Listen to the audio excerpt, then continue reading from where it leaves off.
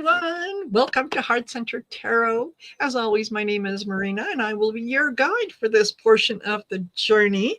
Welcome to the 7th Shine Your Light event. Yay! Yay! Yay! That's a lot. Seven's a lot, folks. And isn't it a mystical number?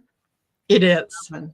And Val is my wonderful co-host and admin and all that kind of stuff. She makes this kind of go smoothly for me. So thank you. Mm-hmm. Thank you, Val, for doing this for me. My pleasure. It's so beautiful. You do such a wonderful job, Marina, and I want to acknowledge you here on the show to say, everyone, Marina is behind the scenes, coordinating everything, putting everything together, lining up all the people who will show up. And this is not a small task, doing this and coordinating it all and getting all the times right and all of that. So give Marina a great hand of applause for everything she does, because it's quite a lot. And that many seven events.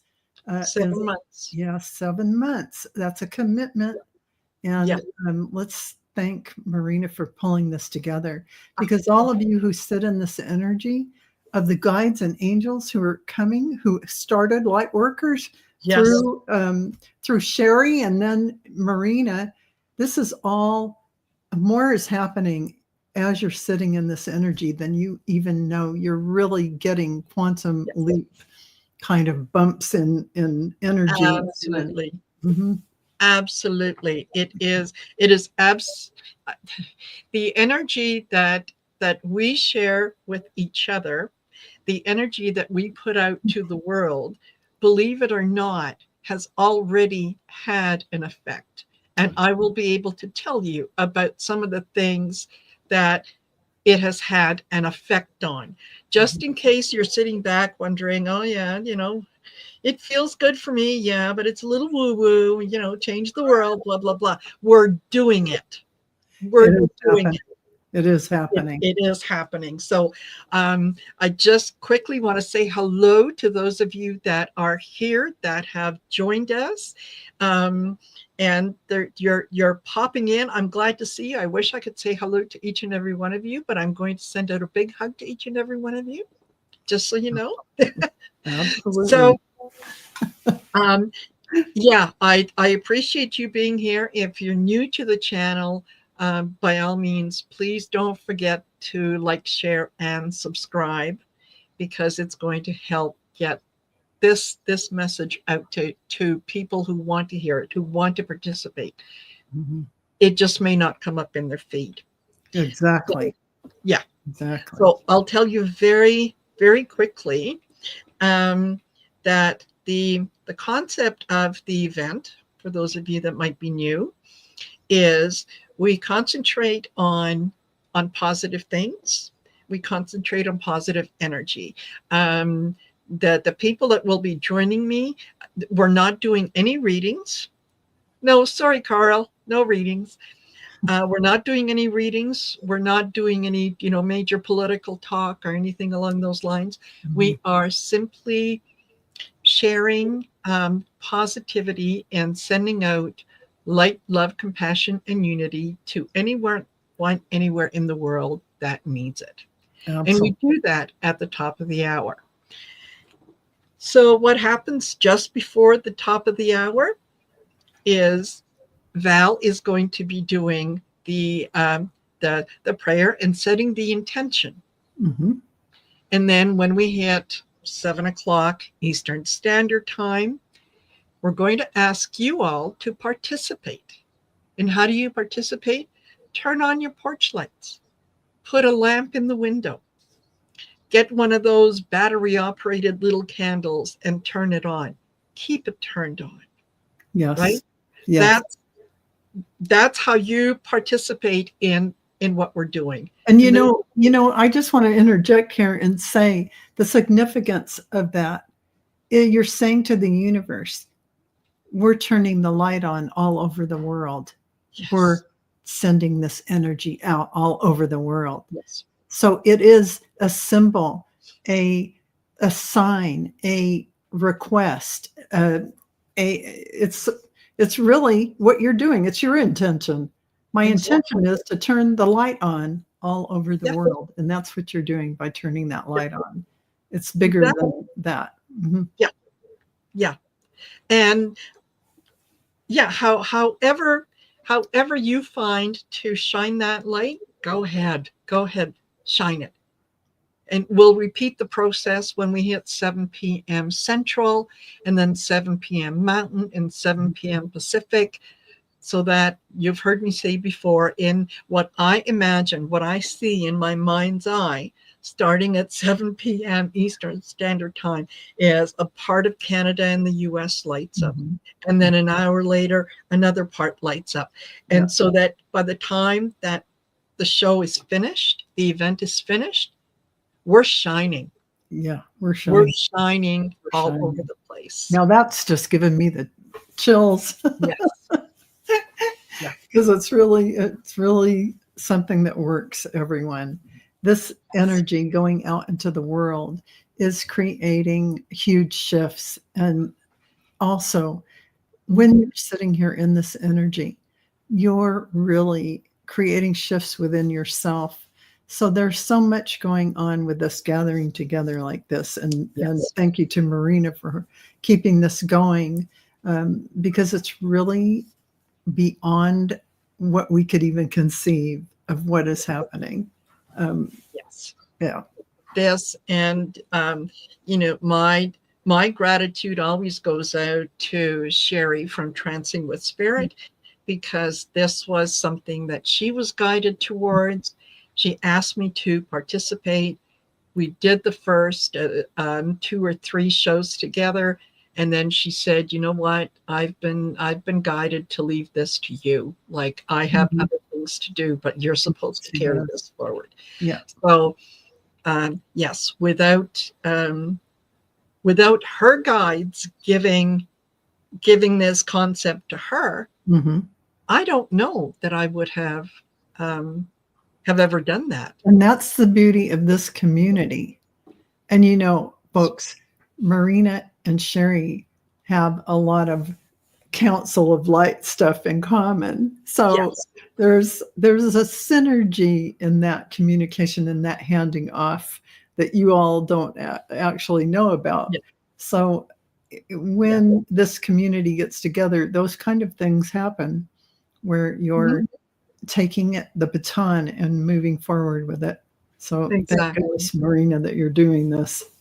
Yeah. It. You know what? It's not only a pleasure, but it's an honor to do it.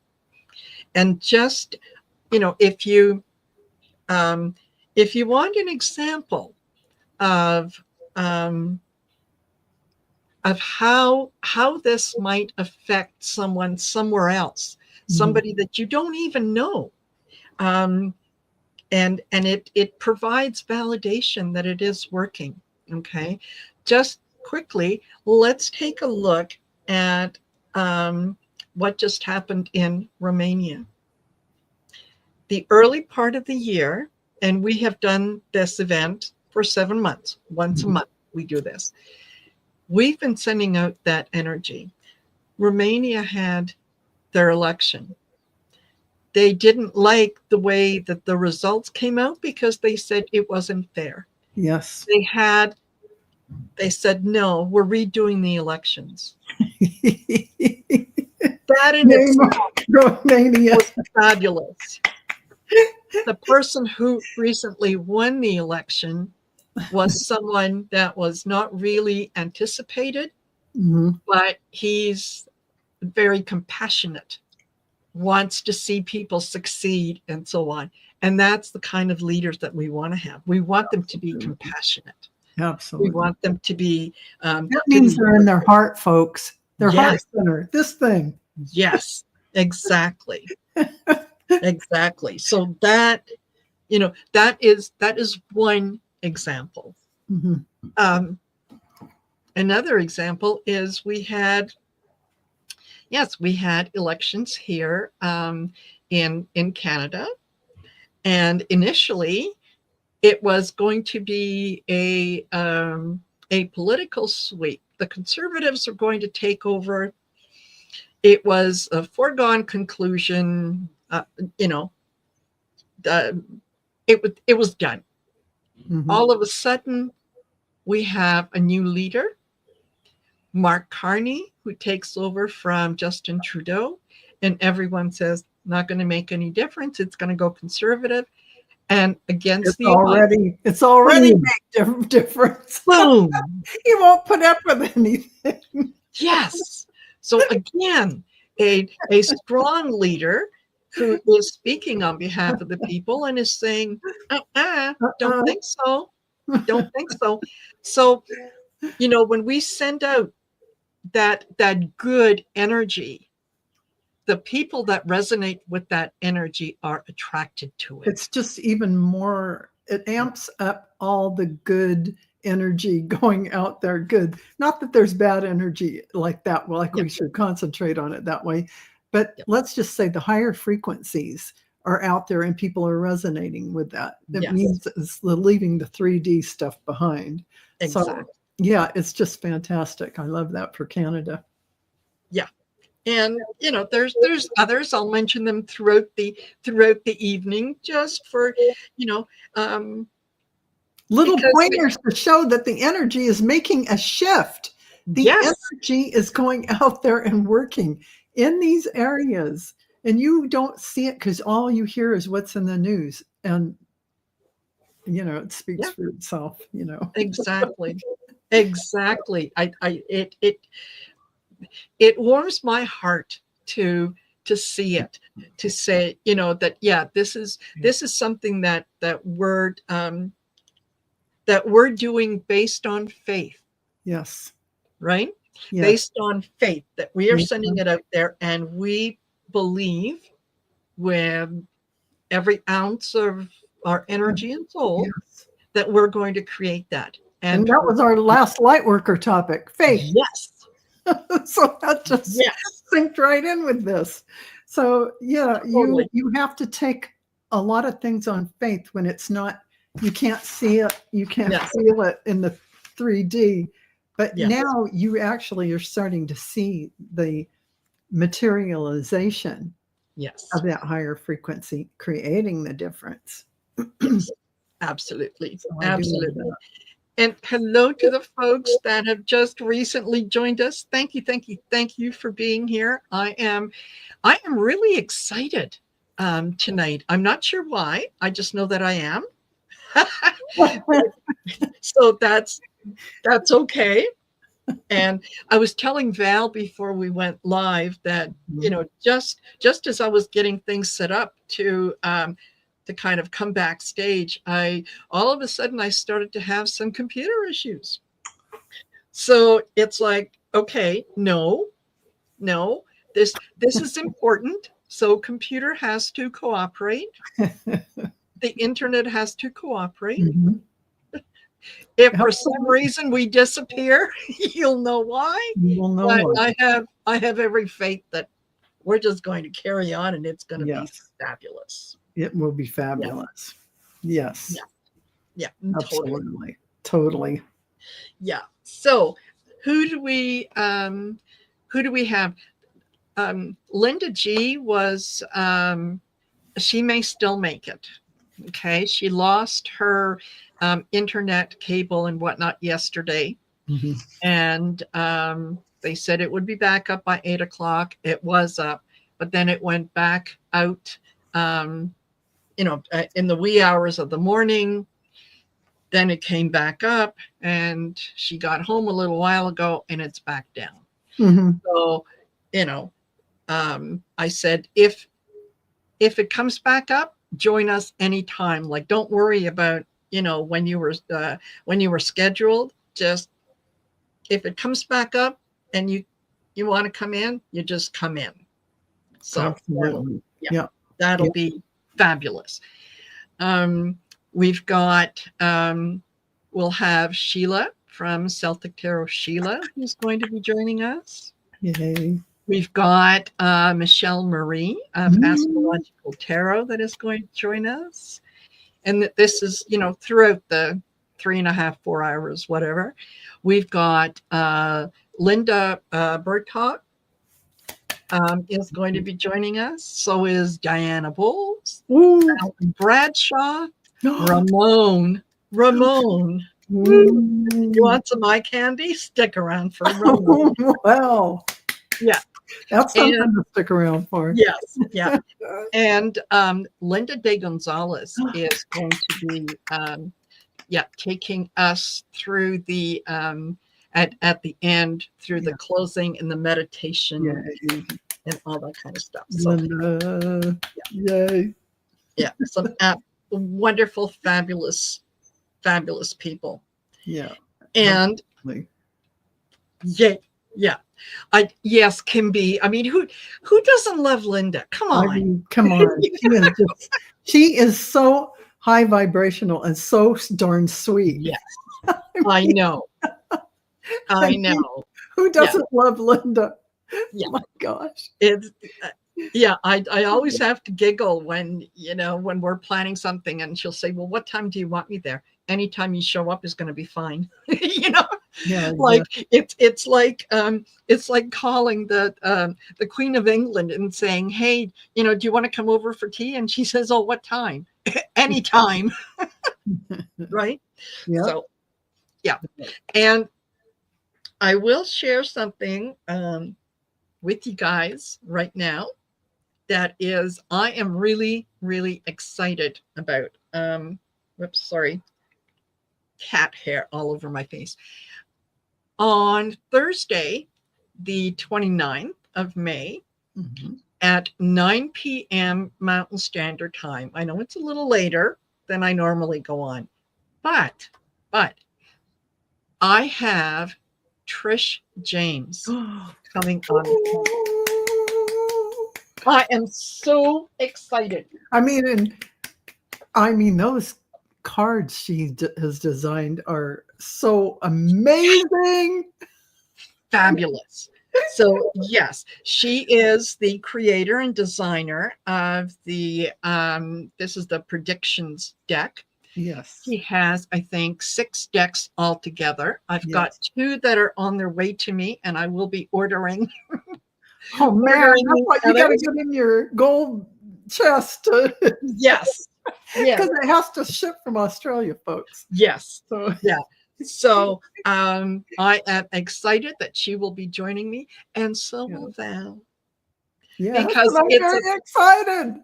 Yes. Did I tell you that? It's Thursday, and it's a few hours after our light worker meeting. And this lady is not only creative in terms of the cards. She is very spiritual. She is very connected. Yes. And the way that she uses the cards for so many different things. Yes. Oh, wow. You've got to watch her channel, folks. Yes. I mean, she's pretty awesome to watch while she does these readings, these pick a card ones and, different things. And I tested out one and I picked and it was so spot on. It was like, it was a little scary. I loved it. And they're really beautiful. They are. Yeah. Excellent quality. Everything about them is just top notch. Yeah. And yes, Patrick. Yeah. He says, I'm generally not a fan of Oracle decks, much prefer tarot. I get you. That said, I've got her personal and political decks. Love them. Yeah. Yes, absolutely. And I thought I was getting one of her other decks, but I ended up with her standard, the light blue color on the other side. I can't remember what it is. It's just her normal card. She uses them for every reading. So those will be coming. Perfect. And I have to wait for the others. Yes. Yeah. I know for me, it's generally 3 weeks. Yes. Depending on when the order goes in, when they're sent out and all that kind of stuff. Right. But just happened to hit it right. So I'm so looking forward to it. And it's fabulous. And I can't wait to not only to introduce you guys to her, but to hear her story. Yeah, absolutely. Wouldn't Yeah. you want to hear about her journey and how she ended up designing these incredible decks that are Yes. just dynamic? I Yes. mean, they really tell you something. I know, she really has a process where she doesn't even implement a deck and use it for at least 6 months or longer than that till she really feels Yes. like it can be presented, and after she's worked with it. And these were her own decks. So she really Yes. gives Yeah. it a run for its money before she puts it out there. So I love it. Yeah. Absolutely. Absolutely. So that you guys that are here, you're the first to hear about that. I haven't announced it on Yeah. my channel. I haven't put anything up, but yeah. Yeah, you're going to want to tune in for that. That Yes. is going to be dynamic. She is a powerful being. Let me just say that. Absolutely. So I look forward Yeah. to it. Absolutely. So that that being said, I am so looking forward to having you guys on the East Coast. Turn on your lights, Yes. participate, and do all that. It yeah. I'm right there. I'm right there with you. So, Yes. artist Liz, I missed what day and time. It is on Thursday, May the 29th, and it will be at 9 p.m. Mountain Standard Time. And Kathy Parsons, her name is Trish James, and that's Trishe. And then James is Jaimes. So yeah, look up her YouTube channel and some of the readings that she has done. Mm-hmm. The lady knows her stuff. She really does. Yeah, the lady knows her stuff. Yeah. So, yeah, and I'll be announcing it. Yeah. Anyway. All right. So, Miss Val. Miss Val. Now we're getting up here for the shine your light intention. Yes. For this time zone. Yeah, absolutely. Sorry. Yeah, yes, Innocent Potato. I realize that it's 11 p.m. Eastern Standard Time, but she's in Australia where there's a 16-hour time difference between us. So trying to work it out, this was, it's a little later than normal. Yeah. There you but go. It's worth it. It's worth it. Okay. Lay in bed and watch on your iPad. Yes. or iPhone or phone. Yeah.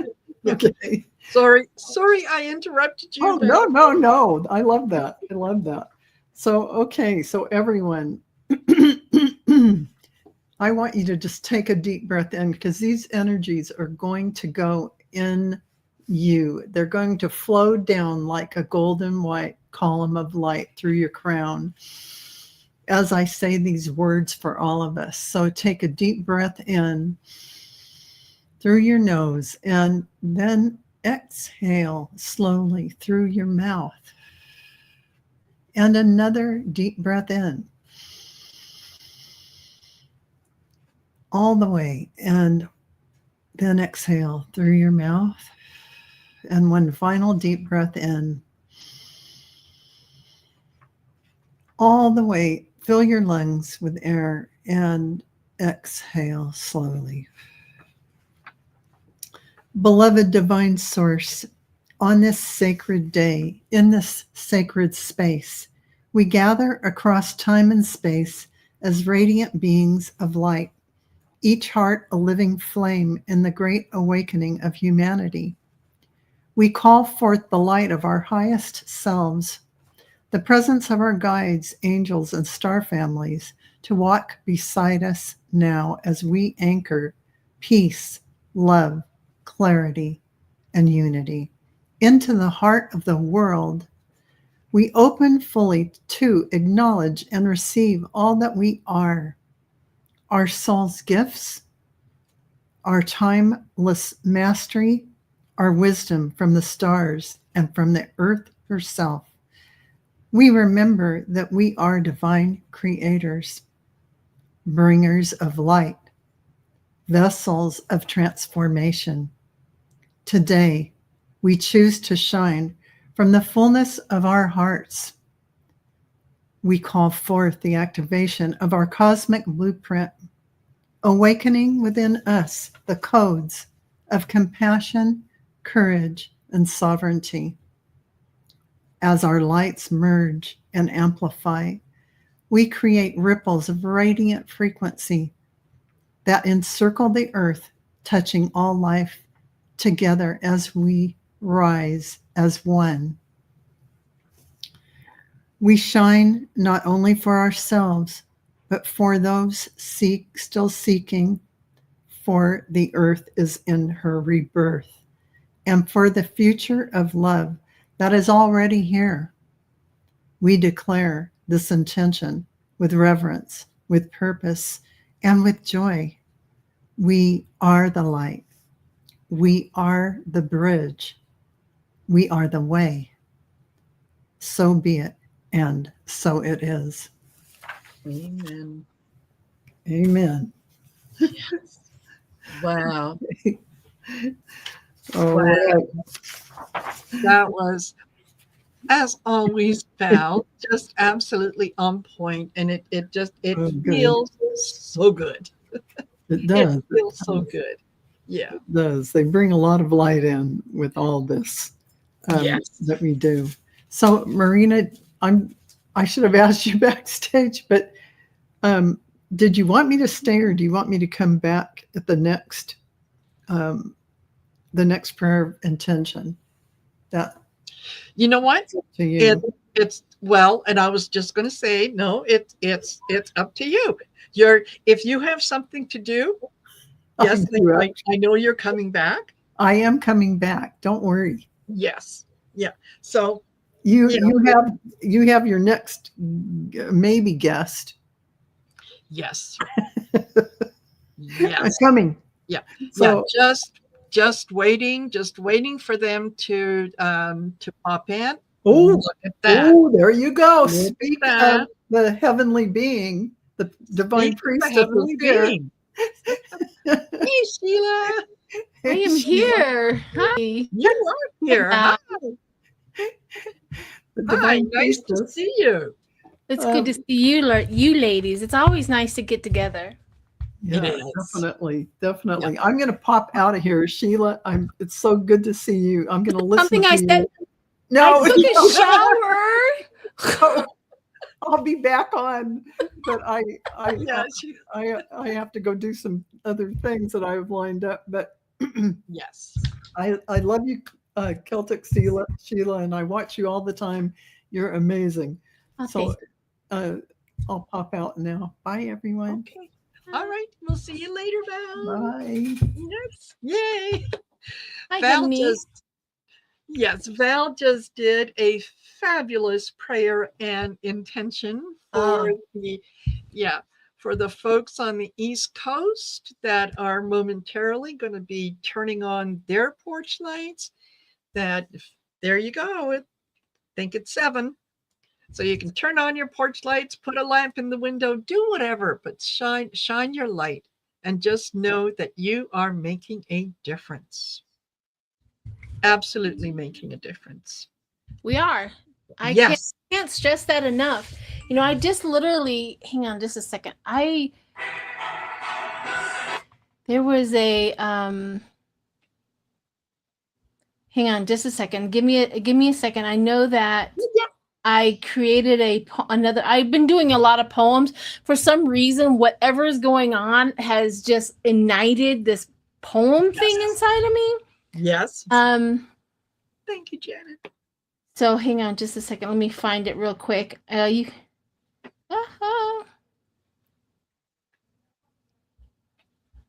Where is it?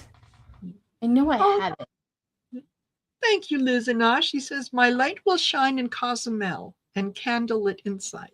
Yes. There we go. Thank you. See, we're reaching all parts of the world. I agree. I 100% agree at that. Yeah, totally. So, as I had said earlier, if you're wondering if these get-togethers, these sending out this light, love, compassion, unity, it can you see the physical manifestation of it? Yes, absolutely. Yes, you can. I gave you a couple examples of what happened in Romania, what happened in Canada. Australia was, looked like it was going one way, and then it went the other. So the Trump people, really awakened a lot of people. I yeah, don't like the man. However, he is turning like the whole world Democratic. yes, And we just, as a people here in the United States, just need to get on board. And it's working. yes, absolutely. Absolutely. And we can see it, because it's like the power of prayer.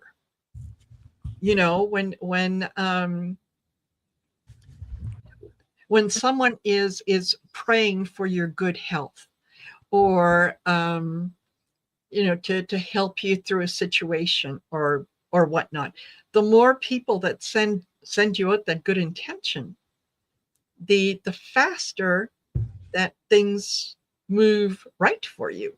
Right. The indigenous and the natives have a belief system, at least the natives that I've been around, they have a belief system that when you're in the Inipi and you're praying, and all of the people that are in there, the intentions of everybody that's in there and praying at the same time and Yes. have the same prayers, we all give that energy, and it, in their belief system, it gives them like a boost, is what they Yes. like boost, and brings it out and gives it more oomph and gives it more stability. And that's what that collectiveness that we have been preaching for a long time is doing to the collective in the United States. It's what is it called? I always have it right here. I want to say the little metric system, but it's not the little metric system. It is the where all the atoms line up, all of the thought process lines up. Somebody knows. So I'm on, I'm alive right now, so that means I can't remember it. But somebody in the chat, it was alignment, or all the energy. It talks about energy, how it aligns. All of a sudden, it aligns, and we get enough people in the world to have a same thought and the same energy. Yes. Everybody else that does not have that same thought and same energy all of a sudden does, and they don't even know why. It's because the energy takes over, the thought process takes over. And I have that wait, that's not it. Yeah, I want to get you a band. It is a spiritual alignment, but there's a word for it, and why I can't think of it right now. No, stop it. You know what? It's gone out of my head as well. I'm pretty good at picking it up, and it's just like, yeah. I don't know why that happens to me. I don't like that. When I'm off camera, I'm pretty dang smart, and I remember half the things that I want to remember. I don't know why. Critical mass. Okay. Critical mass. Good Lord. There you go. Critical mass works positively. Overcoming everything. So critical mass, if we want to remove white supremacy and prejudice from this world, we get enough people to think the other way. And everybody who is like that, either they come along with us or they get left behind. That's how it works, no matter what. Those are the rules. That's the law. So, and we move forward, and they just don't. I don't know where they go. I don't know how they live, but I don't care, because if they're not willing to come with us, then that's the only choice we have, is to leave them behind, because I will not stay there and rehash why they should be believing like us and doing what we want. And you know what I mean? Not what we want, but doing what we're supposed to do. Well, Exactly. And that's why Anti-racism, yeah, anti-racism is not a democratic left-wing belief system. It's just the right thing to do. exactly. Exactly. And that is, I think sorry. For those of you who may not know, I have 2 cats, and one of them likes to come up generally, right before I go live. And it's her way of letting me know, hey, you're going to have a great show. She will headbutt me, and she has to rub herself all over me and my face, which means that I end up every once in a while, it's like I'm picking something. Yeah, I can feel that cat hair on my face. So, but I love her too much. In CSI, that's called transfer. Yes. Yeah, that's right. Yeah. So I happen to love her too much to stop her from doing that. And it makes me feel good. So there you go. But okay, before I forget, and for those of you that might be new, don't forget to like, share, and subscribe, please. I put some of the guests' channels in on my YouTube page in the posts. So make sure that you go over to the guest channels and subscribe to them as well, whatever. And Wild Raven Tarot. Have you ever watched Are You Being Served with Mrs. Slocum? Oh, I have, and I am unanimous in this. Yeah, she's one of my favorite characters. Yeah, Mrs. Slocum. Yeah. So, the other thing that I wanted to mention is if you want to support the channel, if you want to support the Shine Your Light event, okay. Hold on, I'm going to bring up the banners, and I'm going to put them up. And you can go to my there it is. You can go to my spread shop store, whatever. Get yourself one of these. Shine Your Light.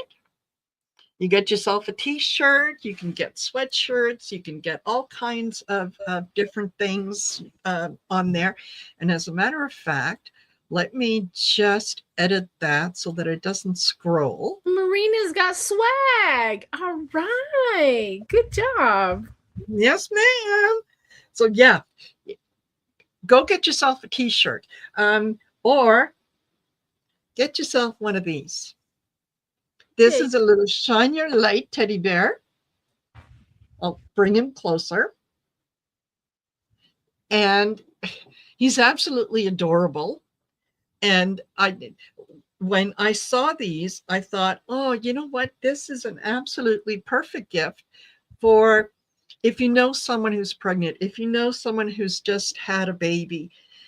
It's a great gift to, put that intention that this child is going to shine their light. They're going to be fabulous. Right? So there you go. You can go to the store and order it from there. You get lots of choices and whatnot. And if you couldn't read the store name, go to my channel on YouTube, click on the more, and it'll bring a drop down menu, and it'll say merch shop, and you can go in there and check it out. And for those of you who have already purchased items, thank you. And yes, Barbara, how about for your inner child? Totally. Yeah, absolutely. So there you go. And did you find your poem? I did. Wait, okay. Perfect. It's really short. It's just some saying. It says a spiritual lesson. That's the name of it, but it's really short. It says sometimes the power that changes the world isn't massive arms or government. It's in the calm resolve of one human being who says, "Not today." Perfect. Yep. Let me read that one more time because I messed it up, of course. It says, it is a spiritual lesson. Sometimes the power that changes the world isn't in massive armies or governments. It's in the calm resolve of one human being who says, "Not today." Exactly. Exactly. Perfect. Perfect. And that's how change happens. That's how change happens. Yeah, absolutely. And Jason Vincent wanted to know, how much is that with tariff pricing? You know what? Because I'll tell you something. Because I'm located in Canada, clearly. So the pricing in the merch store is in Canadian dollars. Considering that the US dollar is worth more than the Canadian dollar, you're actually paying less. So it's about 25-30% less. Goodness. So yeah, make sure that you check it out. Check it out. See what it is. Yeah. Absolutely. Yeah. And Jason says, yeah, he loves the poem. You have it. Not today. Yes. Yeah. Fabulous. So you've been doing some work, Sheila. I've noticed that you've posted some great information about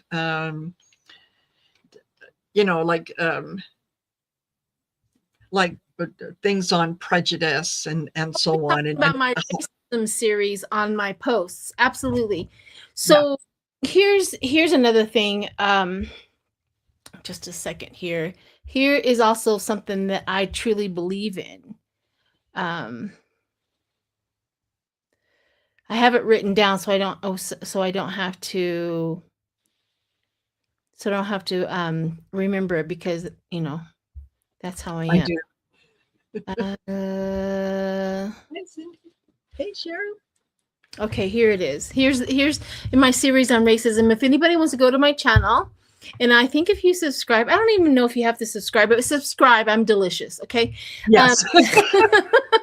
Subscribe, and then on my post you'll get the random posts, and see it says white people need to talk to each other, white people, about racism. It's not the job of the Black folks to keep educating us. It's exhausting and unfair. If you benefit from the system, you have a responsibility to help dismantle it. Silence isn't neutral, it's permission. Call it out, talk about it. Change starts at your own dinner table. So my series on all of this, and it's so long, so it's hard to put it in a video, but I just post it and you guys can read it at your leisure. But it talks about what white people say when they're prejudiced, how they act when they're prejudiced, how they sometimes are just, and I'm going to say this out loud, they're ignorant. They're just literally ignorant about their own prejudices and how they have been acting and what they've been saying. I posted a whole bunch of sayings that people say on a regular basis nowadays that they did not realize it started in the prejudice world. Like ghetto, right? We like to joke about it. We like to say this and we like to pretend and all that. But that is one of the most prejudiced words that we can use, where it started and the harm that it created, of the segregation and the separation. No, right? So exactly. I put out a whole bunch of words and a whole bunch of things that say, just be mindful of your words.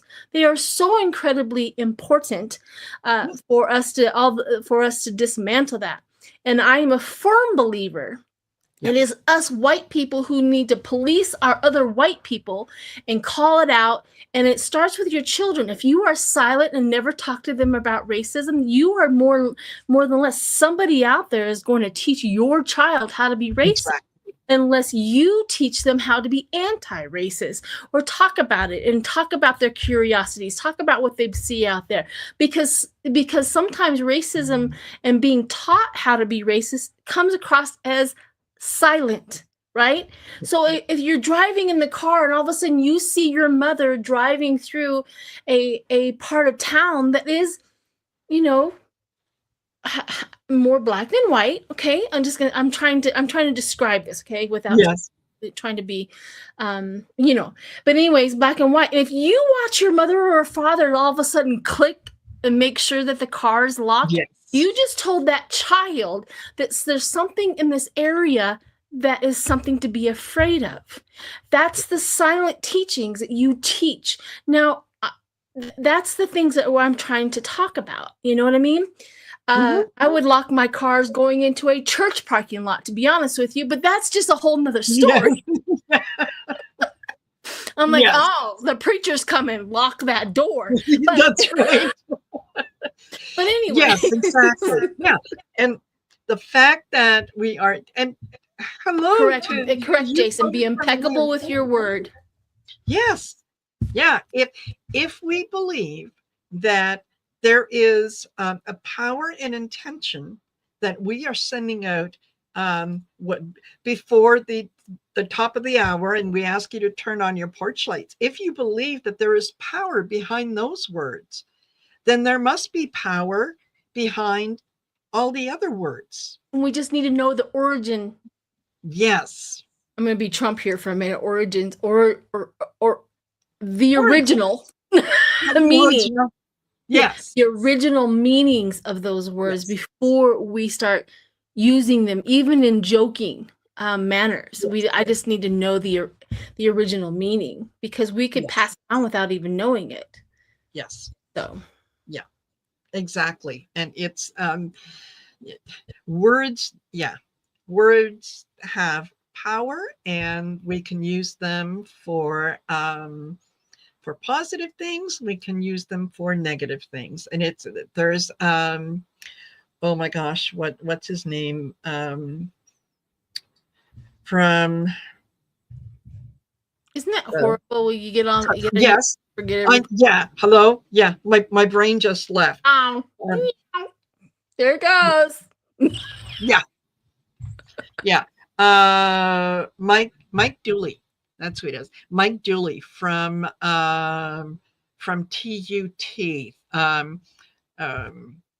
Who's Mike Dooley? Mike Dooley. What is TUT? Mike Dooley. He has been doing great positive thinking work for years and years. Okay. I believe he has a channel, but one of the things that you can sign up to receive messages from the universe. Okay. And you can decide you want to receive a message every day, or, Monday to Friday, whatever. So every morning you get a message from the universe that is, uses your name in it. And it reminds you to be careful about the things that you do, the things that you say and whatnot. And he had one of the sayings that he has and that he uses quite a lot is, thoughts become things. Yep. Choose the good ones. Yep. Choose the one and know where they come from. That's the important part, is when a saying has been along. I love using Chat GPT, and I'll ask, where does this saying come from? What is this word saying? And then I learn a lot because I want to be able to choose my words and direct and be educated in that manner. It doesn't take much. Just to literally learn about what you're saying and your intentions, because I truly believe, and I have witnessed and also experienced how my words and what they do and what they can and cannot do, and what brings about from them. So I'm very aware. That's the awareness. Exactly. Yeah, exactly. And yeah, innocent potato. I'm just going to put this up. Yeah. She says, I can't stand it when people call Native Americans drunk. Yeah. And I educate them and who introduced Native American to alcohol. That's and yes. I don't use American. Yeah. I have a very good friend who is Native, and she from the Lakota tribe. Yes. And she educated me gently, kindly, and lovingly. She brought me in, and she says, there is no such thing as a Native American. Yes. And it just stunned me for just a second. I thought I was doing the right thing. I thought that was the words that everybody agreed on. Like, no, the government agreed on that. Yeah. And she says, we are indigenous, which they prefer the most, but I have a hard time saying that because of my dyslexia, or Native. Yeah. That's it. Those are the only words that she goes, that's it. And I dropped the American from my vocabulary after saying Native and all that, because you know how we're taught. So that again, just knowing the words that you use, there's no such thing as a Native American. Yes. None. Yeah. It doesn't even make sense or compute. And I'm like, you're right. Absolutely right. Yeah. And there are, you know, different cultures will do, it's not that they do different things, but you know, when oh honey, you didn't do anything wrong in potato. I just want to, while she's gathering her thoughts, you didn't do anything wrong. You see, I said it for a very long time until somebody literally explained it to me. Yes. So there's no wrongdoing here. It's just that when that moment we learn the right way, or you know what I mean, from here on out, there's intention here. Exactly. Yeah, exactly. And what I was going to say was, you know, we tend to label people that are different than us. And we put a lot of labels, obviously, on them, right? Yeah. Our language labels everything. Our language literally is a labeler. We label our kitchen utensils, we label people, we label things, we label a house, we label a car. That's our literal conversations and how we communicate. Yeah. So when we are labeling, we just got to be hyper vigilant about where that label came from, what are we saying, and how it really relates to who it is, right? Yeah. Yeah. Now I've asked, you know, Black people, can I say Black people? Does that offend you? And they're like, no, it's okay. Right? Yeah. So I've learned that that's okay. I feel awkward doing it, but it's because I'm white and I'm deconstructing my own racism that was taught to me as a child. Yeah. And I have to admit that. I mean, I was raised in a Mormon church going place, and this little white girl was I was in the master class with my Texas parents. Okay. I was in a master class. And I have to deconstruct everything that they did to me and taught me throughout my whole life, right? And so I just like, I will never be on the wrong side of this ever again. And if I make a mistake, correct me. Yes, exactly. And that's how we learn. That's how we learn, is we ask questions. You know, and we ask questions of the people who are involved in what it is that we're discussing. Yeah. There's no point in, you know, if I want to know how to refer to a Native person, I need to approach a Native person, not a white person, and say, so what are we calling them these days? Right. Exactly. Yeah. Don't do that. Don't. And understand, be willing to understand other people's cultures that may be different from yours. It doesn't make it right or wrong. It just makes it different. You know, if you grew up and you're colorblind, you might put on clothing that doesn't match. It really doesn't matter, because you're still putting on the clothing, and you don't have. Oh, what is it? I never mind. I had Well, a train. we I also, had I a was gonna- train of yeah, thought. I get what you're trying to. I think what you're trying to say, but being colorblind is also very prejudiced. Okay, Yes. just saying, I don't see color as incredibly white prejudicey, because they don't want to talk about it, because it makes them uncomfortable. If you think that if you sit there and say, I don't see color, then you're not seeing the pain and the suffering and what has happened to them. You're ignoring it completely. I, of course, see color. Yes. We are all different colors, and that is where we need to embrace. And the differences is to stop thinking that we're all the same, because we are not all the same culture. Yeah, it's in the embracing of the diversity of the culture that makes us all one human beings. Yes. But I want to see your culture. I want to see your family. I want to see your beliefs. I want to see what yes, all of it. Yes. So I see lots of color everywhere. Yep, exactly.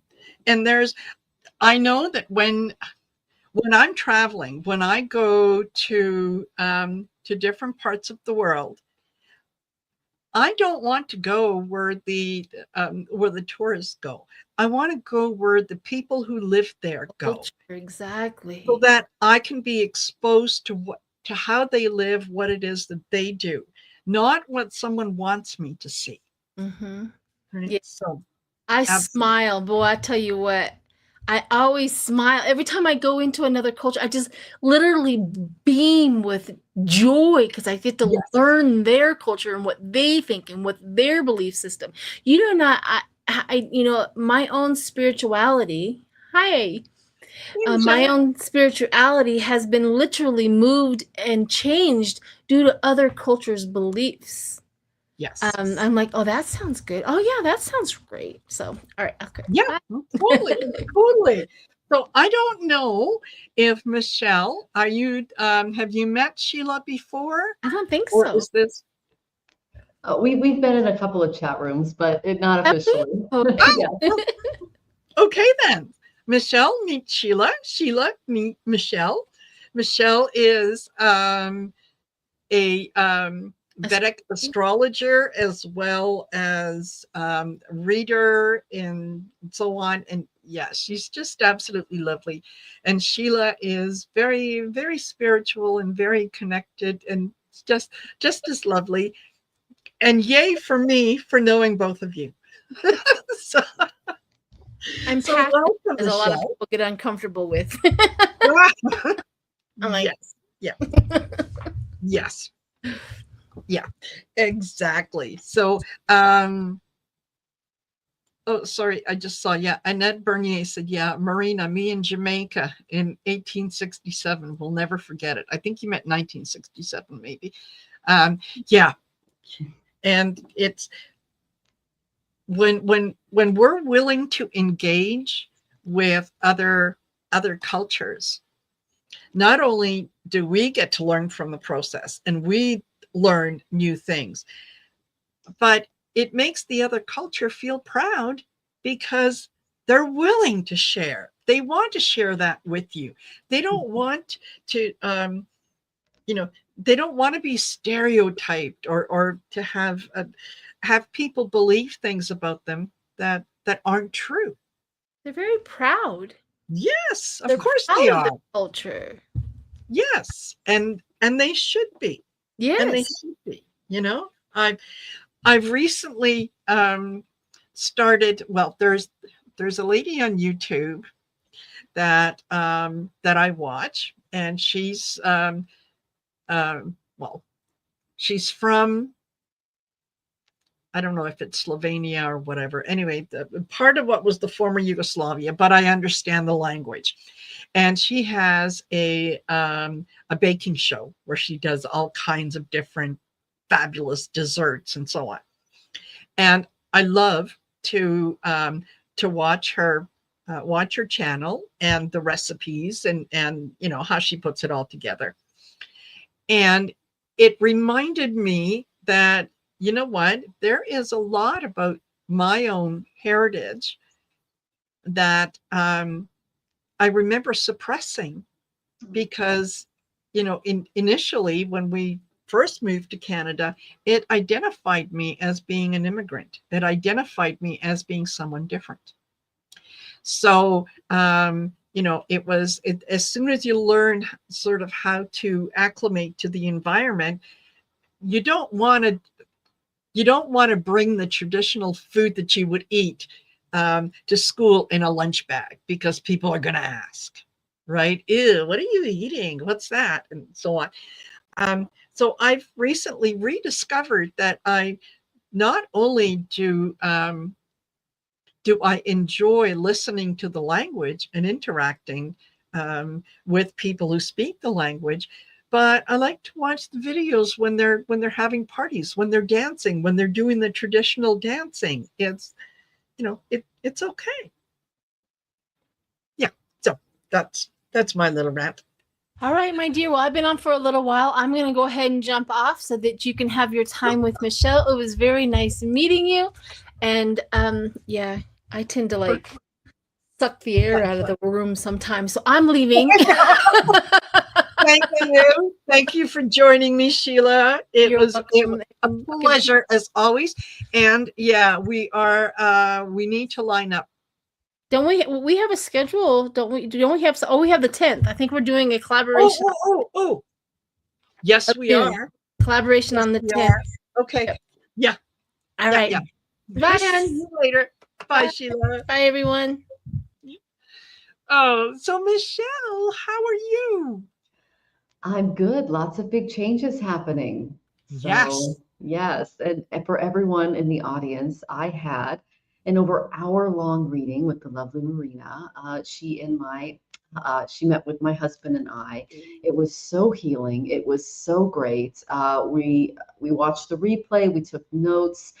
Definitely book a reading with Marina. She is just an incredible reader. So thank you so much for that. Oh, my pleasure. My pleasure. Thank Jonathan you. Said thank you. Yes. Jonathan, you're more than welcome. You're more than welcome. Yeah. And I will say that for those of you that are looking to possibly have your astrology done, get in touch with Michelle. There is, excuse me, once you have your astrological chart or whatever, once you have it cast, it gives so much information. It explains so much. So that, you know, yeah, things that come up in terms of, you know, the planetary alignments and whatnot, and you can say, oh, I never realized that. Okay, then that explains blah, blah, blah, blah, blah. And all of a sudden, things that didn't make sense before make sense. Yeah. That's why I got into it. Yes, perfect. You look around and go, what is going on? Yeah. Thank you, Dawn. Dawn says she is an awesome reader. Thank you. Yeah. Dawn belongs to the same tarot group that I belong to here in town. So, yeah. So, changes. Tell me about the changes. What's been happening? What's been going on? What exciting things are? Well, the biggest thing we have astrologically is that Jupiter just entered sidereal Gemini. If you don't know what sidereal is, I did do a video on it. It's the actual math in the sky right now because Western relies on calculations that are about 2,000 years old. Doesn't account for the Earth's axis. Yep. And so what that means is that we are going to get a bit of a boost when it comes to our communications. It's also in the 7th house of the United States. That's our foreign allies. So we can expect some invitations coming our way. And they're already doing this in Europe and other areas. All of our beautiful researchers in the United States and things like that are getting lots of invitations from, you know, major institutions like Harvard. They're getting invited over to Europe to start continuing their studies and things like that. So we can expect the doors to open for the next year or so for those programs, which is really good news. Maybe some new, you know, visa and other programs becoming available. So that's always a good thing. And let's see, the nodes just shifted. Those is what causes eclipses. And so that is going to affect the third house of communications in the United States, which is ruled by Aquarius, which is the planet of innovation. It's where the internet came from. So Rahu is a bit of a mischief maker, and he causes major shifts. And so when it comes to internet, our power grids, things like that, just prepare, because those are going to get hit. The ninth house is getting affected by Ketu. Again, that's foreign travel. So airlines, the ability to travel, so to speak, is getting hit. And this is on, my husband had his nodal shift today at 3 o'clock. So yeah, it's every 18 years. And it happened at 3 o'clock today. I'm like, how do you feel? And he goes, oh, that something's coming. And then I'm like, it is. It is. So yeah, I mean, Marina and I have been talking about this for a long time. So make sure you guys have all of your emergency supplies ready, that you've got a lot of your stuff planned and together. Yes. Because we can expect some major shifts in these areas. So that's the big stuff, is the nodes, which cause eclipses, are shifting. The first eclipse is happening September 7th. That's going to be a big one. The second one is the 21st. Okay. And again, that affects those third and ninth house of the United States. It's in sidereal, let's see, Aquarius and Leo affects kings. So we can expect some big upheavals with these eclipses in that category as well. Control systems, things like that. Yeah, so absolutely. And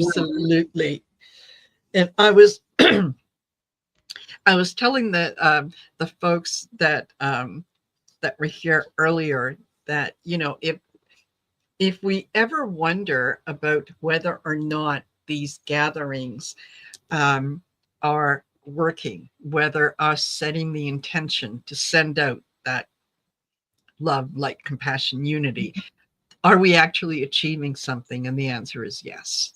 Yes, we are. And now that now that I've done this over several months, I can go back and I can say, oh, yes, there was a lot of things that I think our positive intentions have shifted. Romania, the fact that certain people are being held a little more accountable than they used to be, right? We've got, you know, with the new prime minister in Canada, with the Australian elections, the people speaking up where before they might have been silent.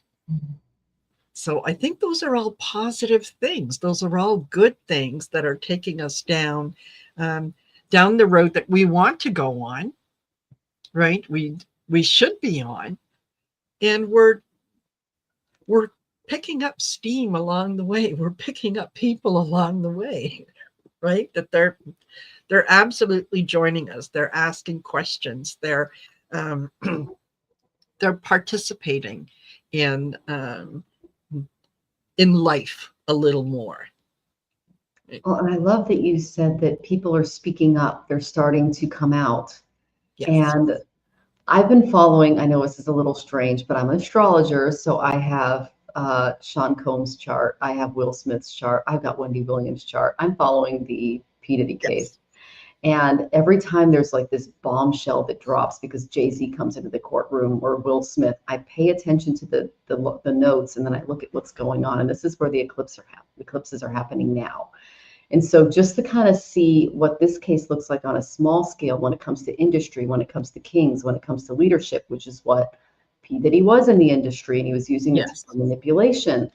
He actually has a very significant war between Venus and Jupiter in his chart. Wendy Williams has one between Venus and Mars. Will Smith has one between Venus and Mercury, and they're all like hitting each other right now. Planetary wars are when planets are less than a degree from each other. They're pretty freaking rare. Yes. And so all these people that are coming out, these wars are starting to come out. So it's just interesting to see on a small scale. You look at this case. What does this mean on a global scale? What does this mean on it? And then you start putting the pieces together. that's kind of what I see going on, is that the power structures, the leadership, they're being challenged, they're being tested, because Ketu is going through Leo. What does Leo rule? Kings. Rahu rules the collective, Aquarius, and people are going, wait a minute. So there is a push happening there. And there's a scramble to kind of maintain control on both sides. So it's really interesting to see how this is gonna roll out. I know. Yeah. It is. I just I find it fascinating just to be able to observe all of it. Yeah. And see the last people's time we went reaction. through this energy was 2008, and that was kind of a big year. It was. So, yeah. Yeah, it was. And this I'm excited for the change. I'm excited for the things that are going to be revealed. I'm looking forward to that.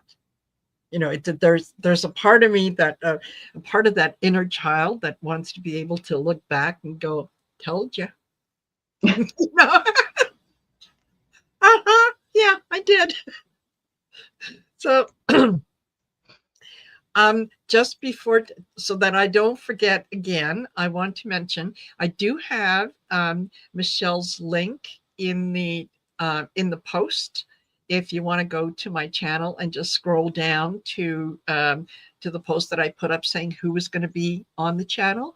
So Michelle's link is in there. Make sure that you go over and subscribe to her channel. And you've been doing some fabulous readings and sort of one-on-ones on your wonderful. Yeah, Wonderful. I've gone over to Zoom because I kind of see the writing on the wall. Not only am I an astrologer, I also worked in tech for many years. And so I like to pay attention to what's going on in those forums. And so the oligarchy is all about data and tech right now. And they're joining with the current administration. And so it's important that we protect ourselves and our data and what we're saying online and publicly. And so I've shifted. I have basically an invitation. I have a stream go out, and then Jonathan gets on the StreamYard and goes, come over to Zoom to help people make the jump. And it's been going very well. Lots of people are showing up and asking for readings, and we have great conversations, and they're not recorded. They're all private. They're behind that wall. And people are able to really voice their frustrations to get more personal with me. They can be on camera on or off and just talk to me directly. Yes. I'm like, what's going on? It's more of a personal space where we can privately talk about our concerns without it being too public. And the guides basically told me, if you're going to continue doing this work, you have to see the writing on the wall. And the reason I said that was because on April 8th to 2024, we had a major solar eclipse pass over the United States and North America in Ravati Nakshatra. And Ravati is sattva, sattva, sattva. What does sattva mean? It means pure. It means unadulterated. It's the bloom of the lotus. Tamas is the seed of the lotus. It's in the mud. It's in the muck. It's in the poo.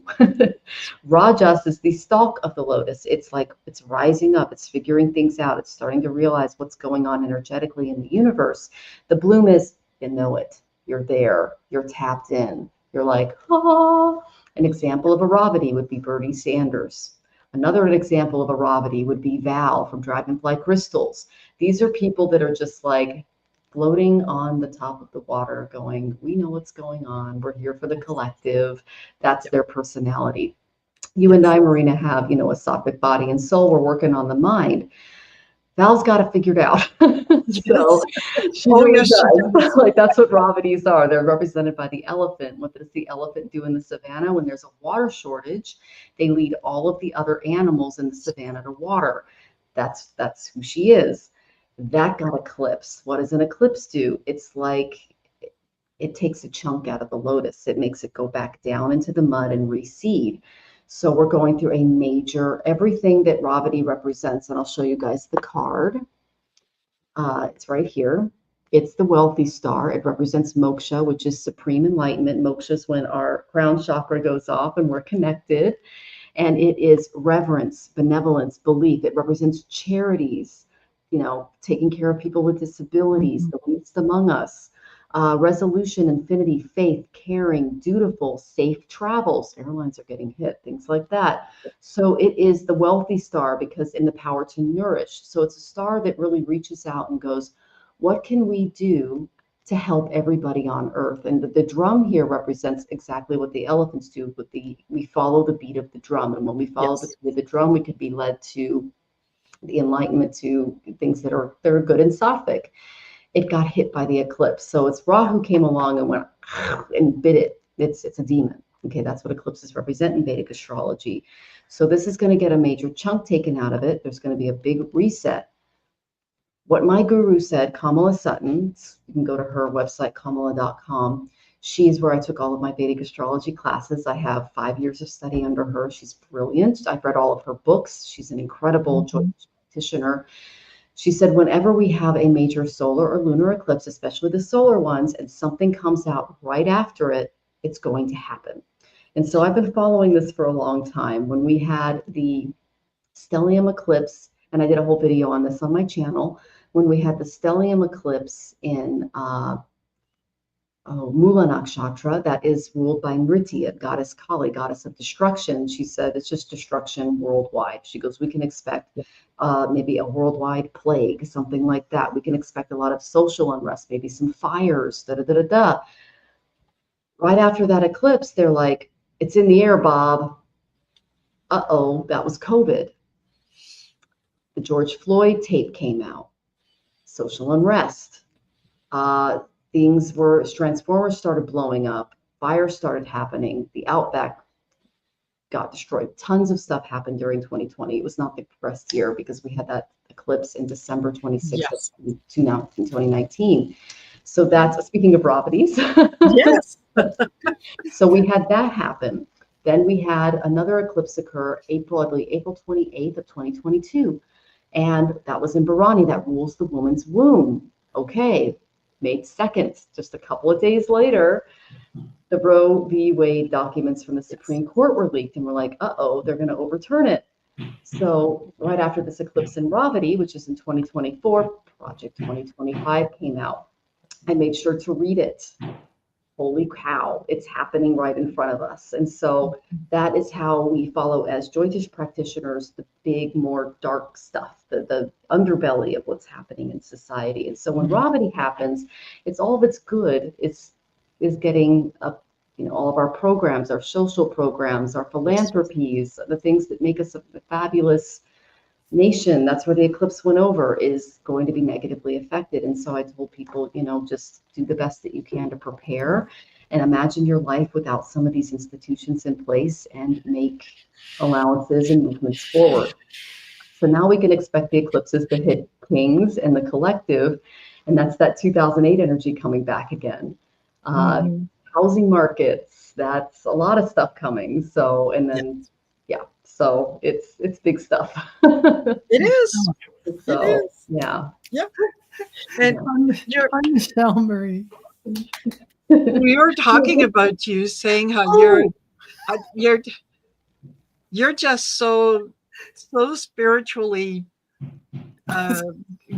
guided above or whatever that it's impressive. On paper. In the stars, Val, in the stars. In the stars, in the stars. One day I hope to grow up and be Val. Oh, well. We're working on it. We're working on it, Marina. We're close. Yes, absolutely. Yes. So, you guys are going to make me have to try and live up to what the stars say.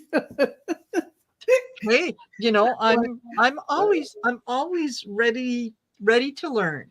Always ready to experience something new and give it a try. So I just noticed my incense went out. So you ladies chat for a minute while I replenish my incense. That way I don't have there isn't a pause while everybody's, sitting back looking at me do this. So Why can't we? I mean, but anyway, no, it is something. I mean, astrology is an amazing thing because it's science. It's scientific, Yes. really, and you can't. It is what it is, right? Mhm. It's not like it's gonna, it only takes a good astrologer to be able to present that information in a way that we laymen can understand. And I have to say, Michelle Marie, you're excellent at that. So, yes, and I have had one absolutely. of your readings, so I know. So everyone, if you have not had a Vedic astrology reading, or don't you do Western as well?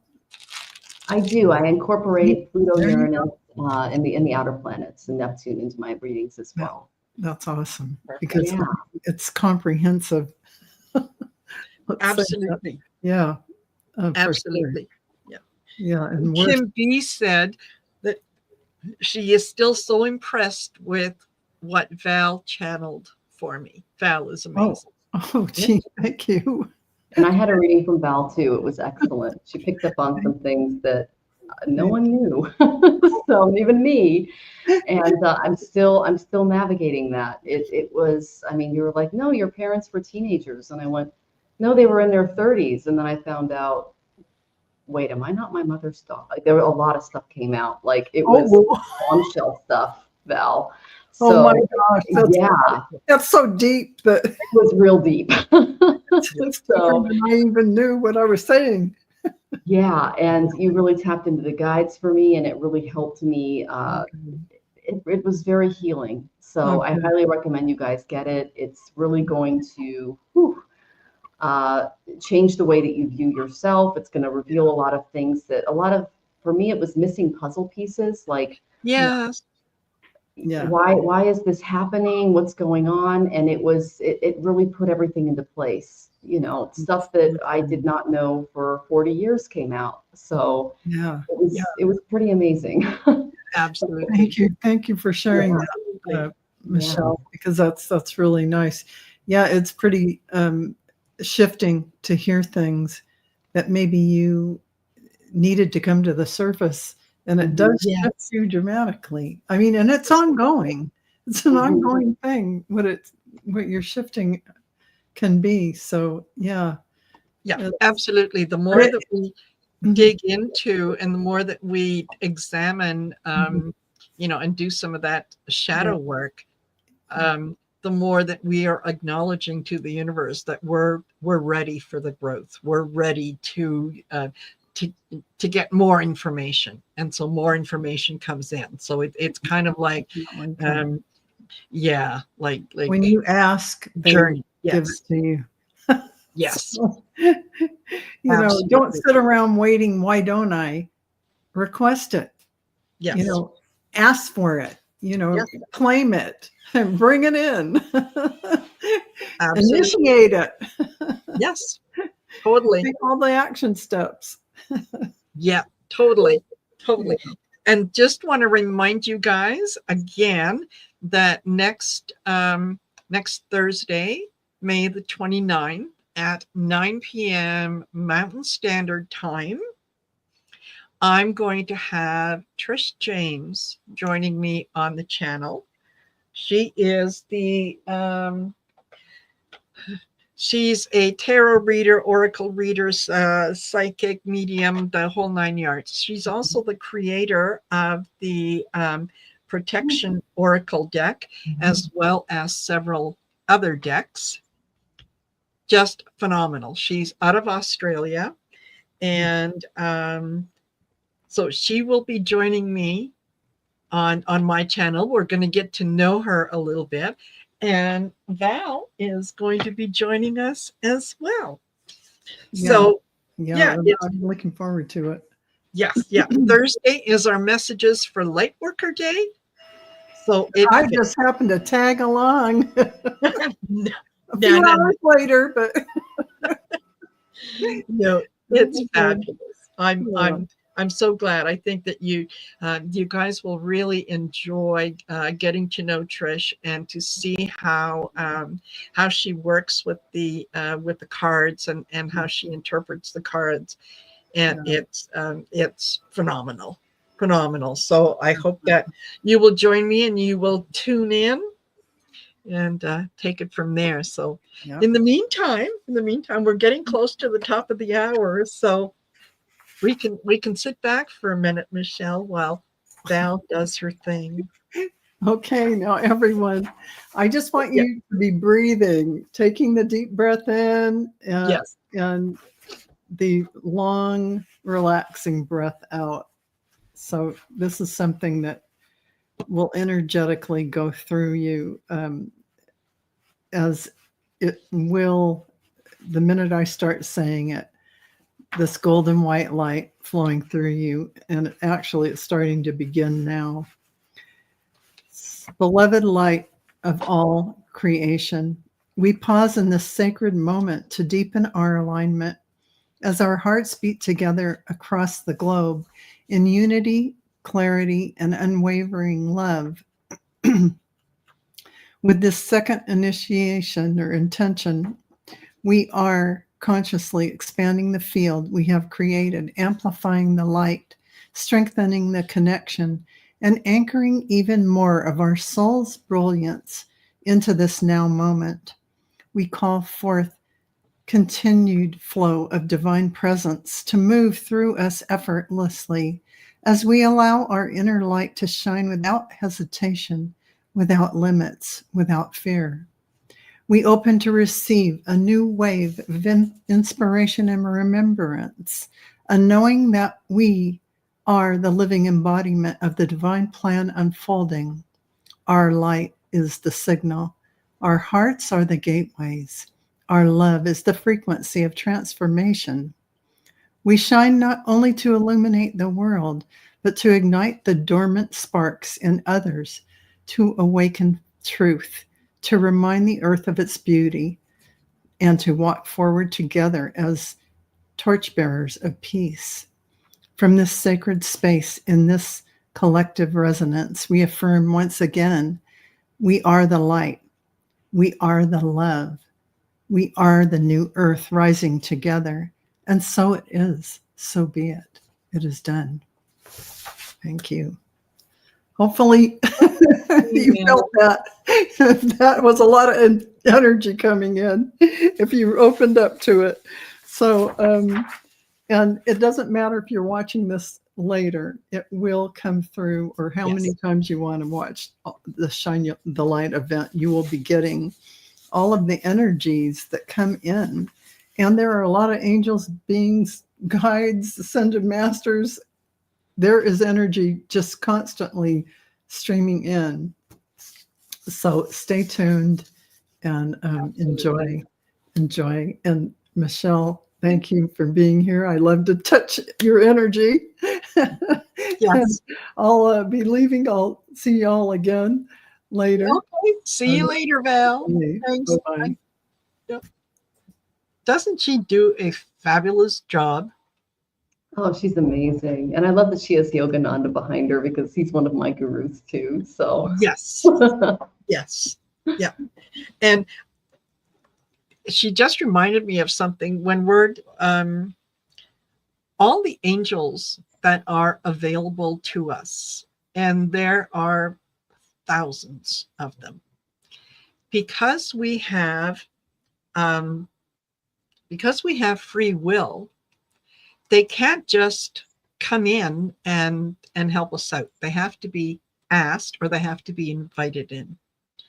So if you are going through anything at all that you find you might need to have some intervention from the angels, actually, I have a list of 100 that I was recently gifted that kind of defines the angel and what their specialty is.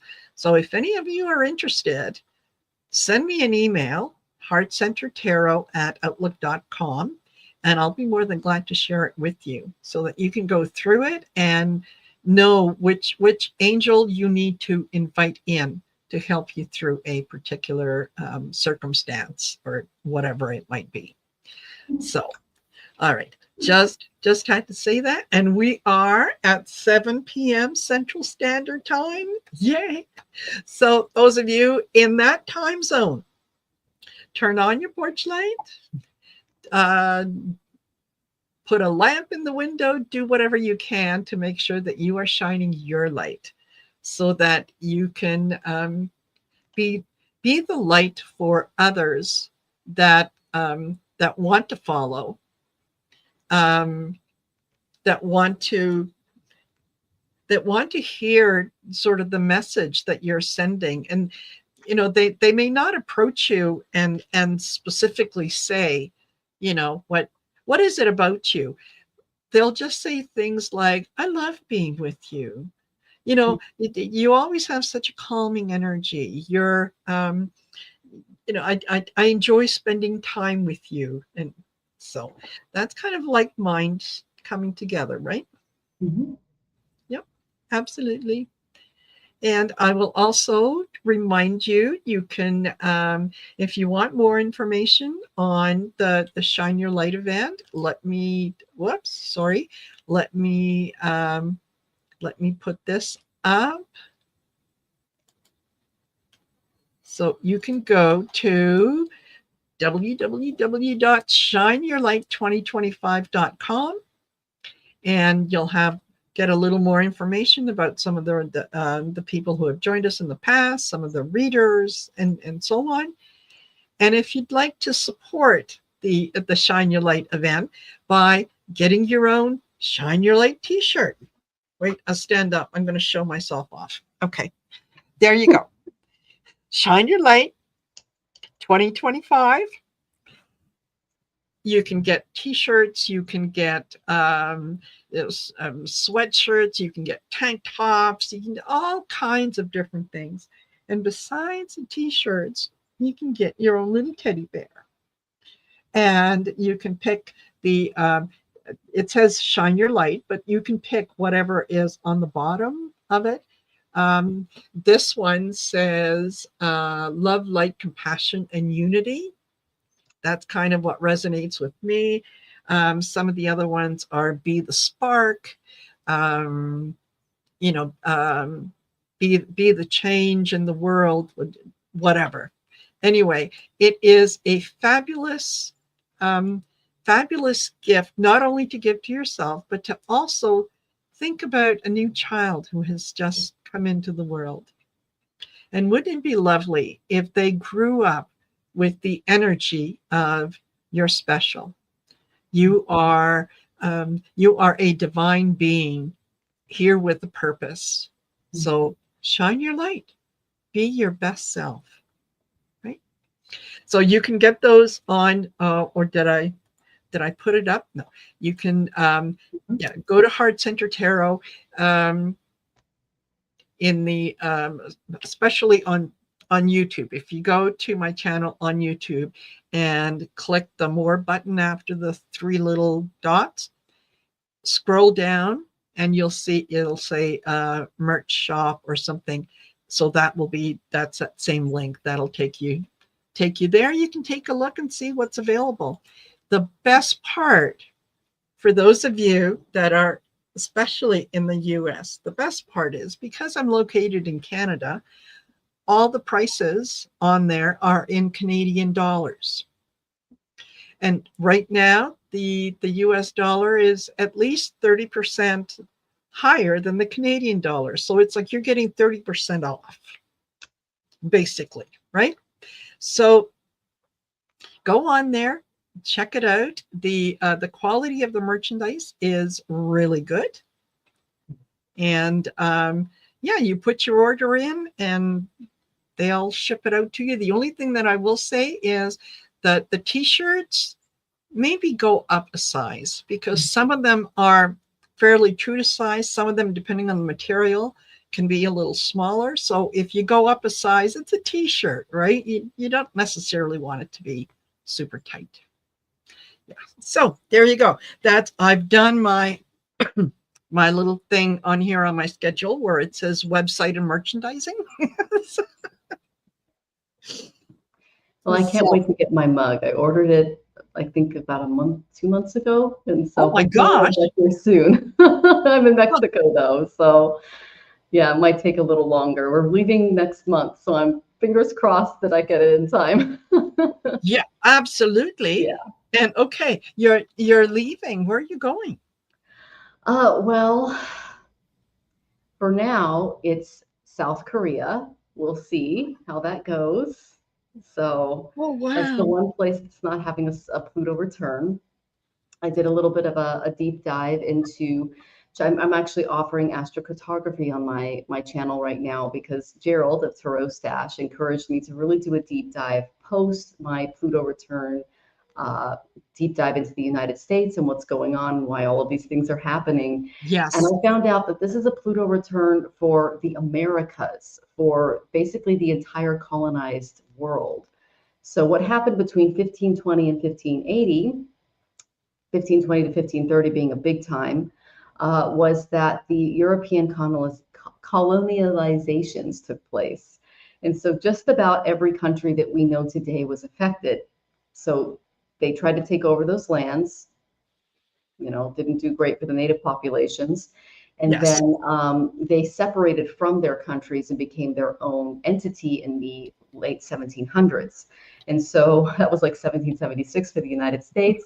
Go back 248 years. Yes. That was 1528. Go forward. That's 2024. So that's what we're going forward in the United States. And like, for instance, Peru, it's 2028. In Colombia, it's all in this Yes. time. And so I went, okay, who's not having a Pluto return? Japan, South Korea, areas of China, but pretty much everything that was colonized during the 1500s is going through a Pluto return. And so I said, okay, well, we can look at that area. We're going to stay light because Jonathan just had his nodal return today. And so it's like, that's when the eclipses hit him. Sending him prayers. Yes. So we're sending him lots of love and light because he's going through stuff. And so I've got his personal stuff on the side here. So I've got to be very mindful. And my spouse is over 30 years older than me. So I've got to really kind of keep his health in mind with these big moves and things. And so we'll see. That's kind of where we're at. I was going to Peru last month until I looked at their chart and went, oh, 2028 is a big year.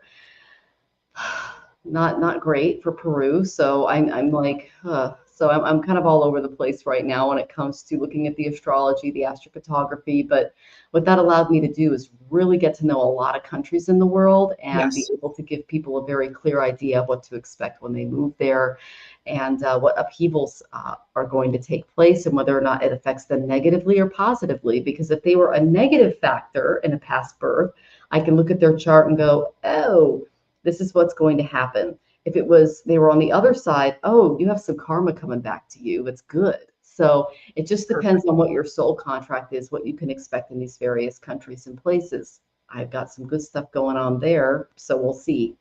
But excellent. But like I said, we got some shifts coming and we might not be able to travel because of what's happening. So we'll see. I'm just kind of taking my hands off the wheel and going, I will plan. Like it's all on me, but I know it's all on you, divine force. So that's what we're doing. Yeah. Be prepared. Doesn't mean don't panic. Just be prepared. Right. So yeah, and we've said this before. I think we mentioned it last month too. Make sure that you have a little bit of enough cash to last you 2-3 days if you couldn't have access to your funds, just in case, right? Have it in cash on you in your house somewhere so that if you needed to access it, you could. Because we're so used to doing everything either online, on our phones, ATMs and all that if something happens and that goes down, what are you going to do? You're going to you're going to go to your local branch and say, I'd like to take out X number of dollars. And they're going to say, computers are down, Mm. right? We don't have access. So yeah, make sure that you're prepared for that, that you have, things that, food in the house that, isn't going to spoil. Stock up on some beans, stock up on some rice, that, that, yeah, those things. And just, yeah, don't panic, just be prepared. Right. Yeah.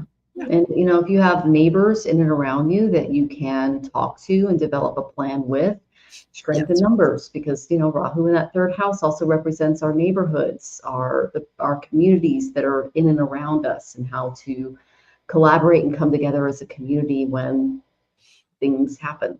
So yeah. Yep.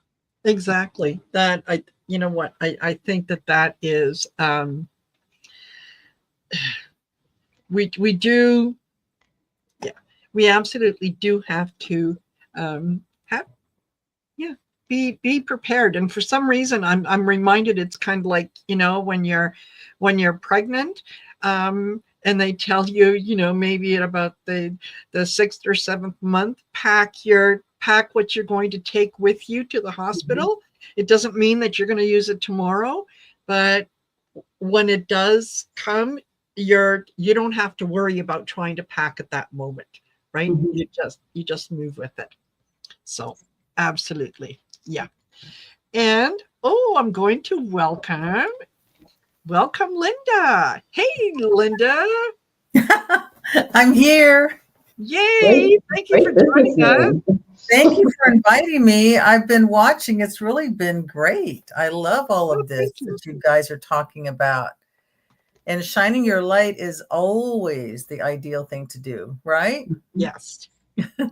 Absolutely. Make the world a better place. Totally. And Linda, meet Michelle. Hi, Michelle.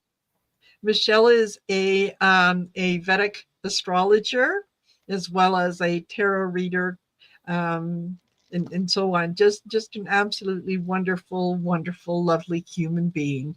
I can tell that already. Yes. Yeah. She's, yeah, I would consider Michelle a dear friend, even though we've never, met in person, but yeah. We have the same moon and ascendant, so we're connected for sure. Yes, we are. Yes, we are. Good. That's great. Yeah. And Linda does,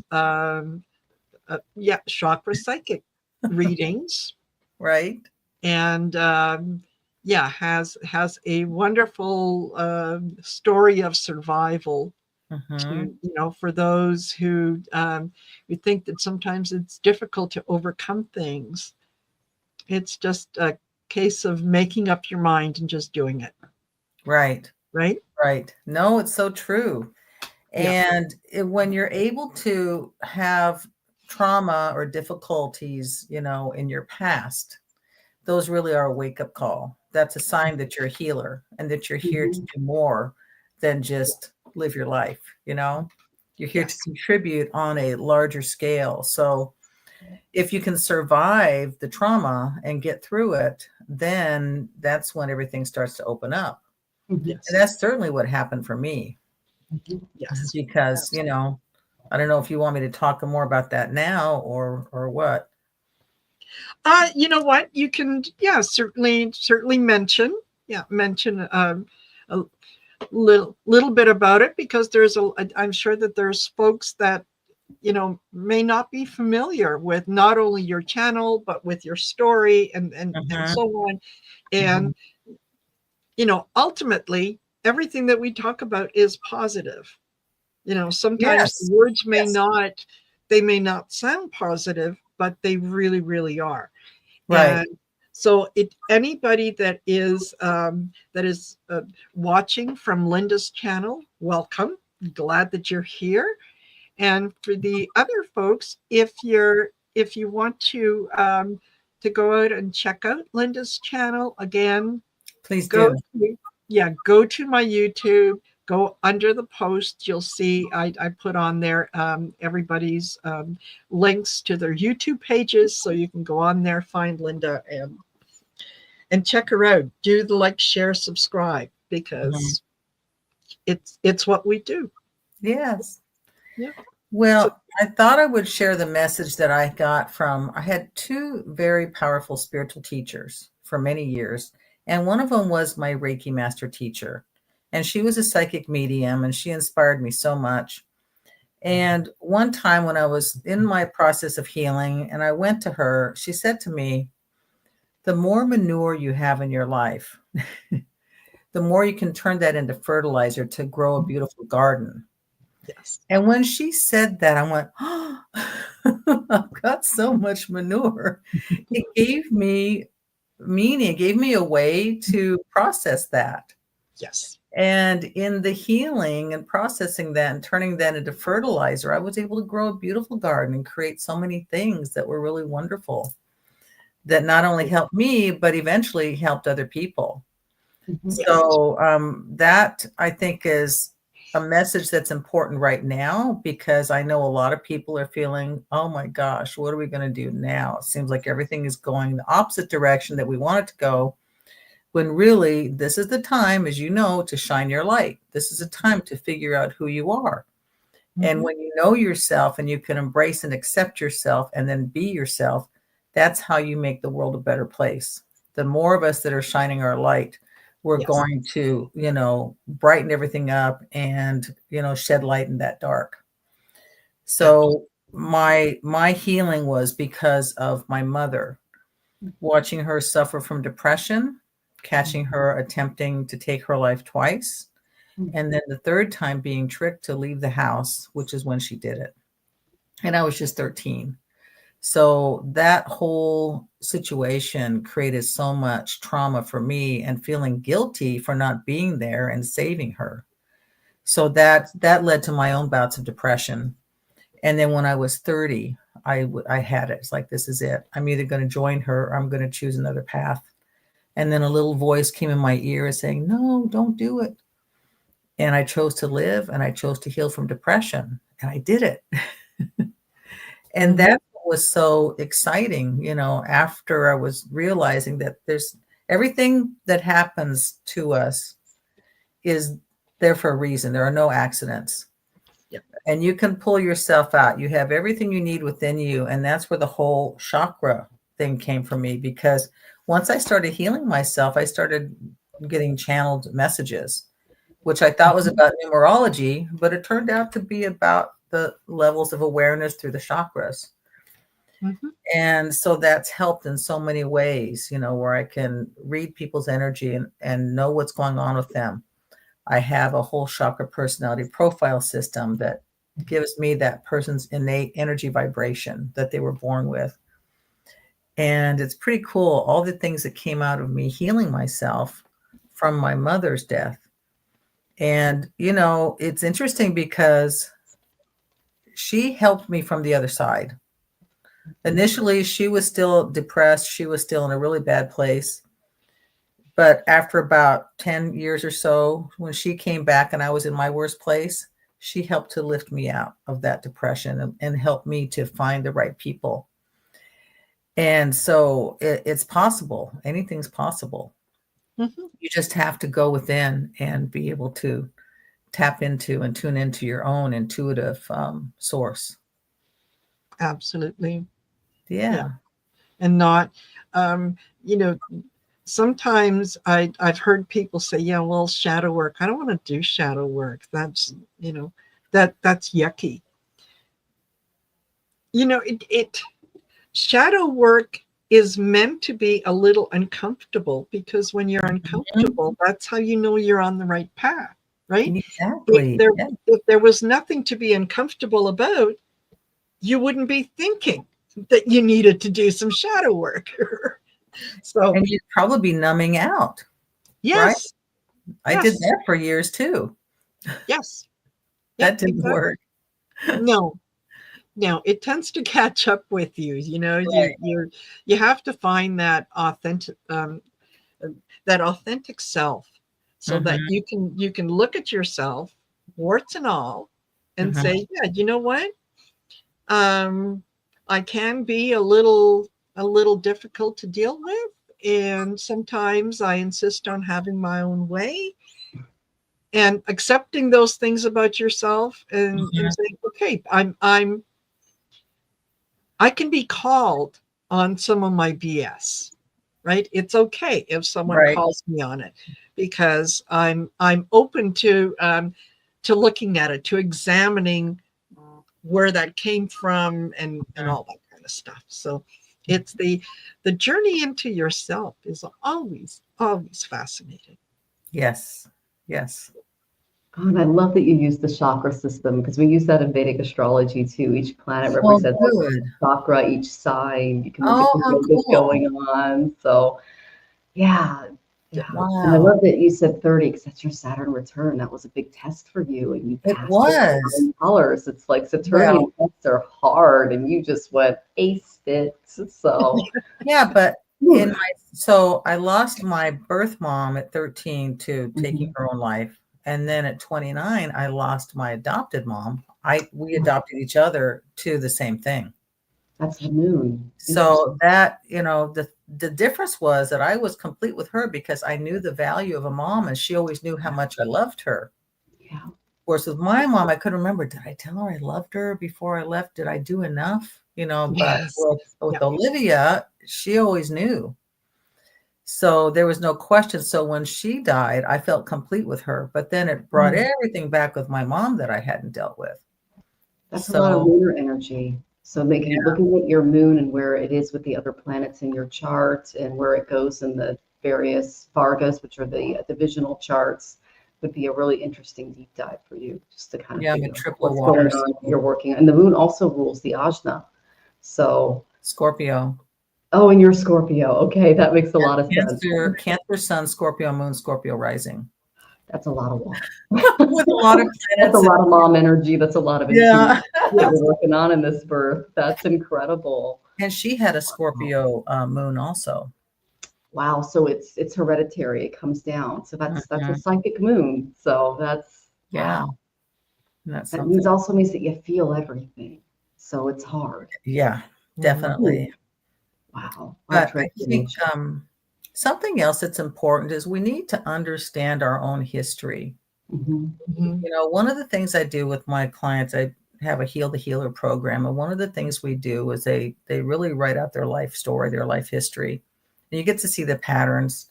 And so many times the patterns that we adopt are really from our mothers. A lot for us as women, a lot are from our mothers, and then some from the fathers, but it goes back. And so many of us don't know our own parents' history. Yes. Right?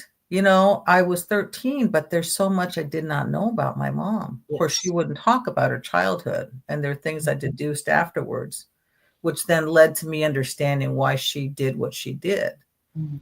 But, I think we need to have these conversations with our mothers to find out, what made them tick, what happened, and will they even tell you certain things? Because certain generations, they didn't talk about stuff. Yes. If there was, molestation going on or something like that, they didn't talk about it. That was the kind of stuff that was hidden.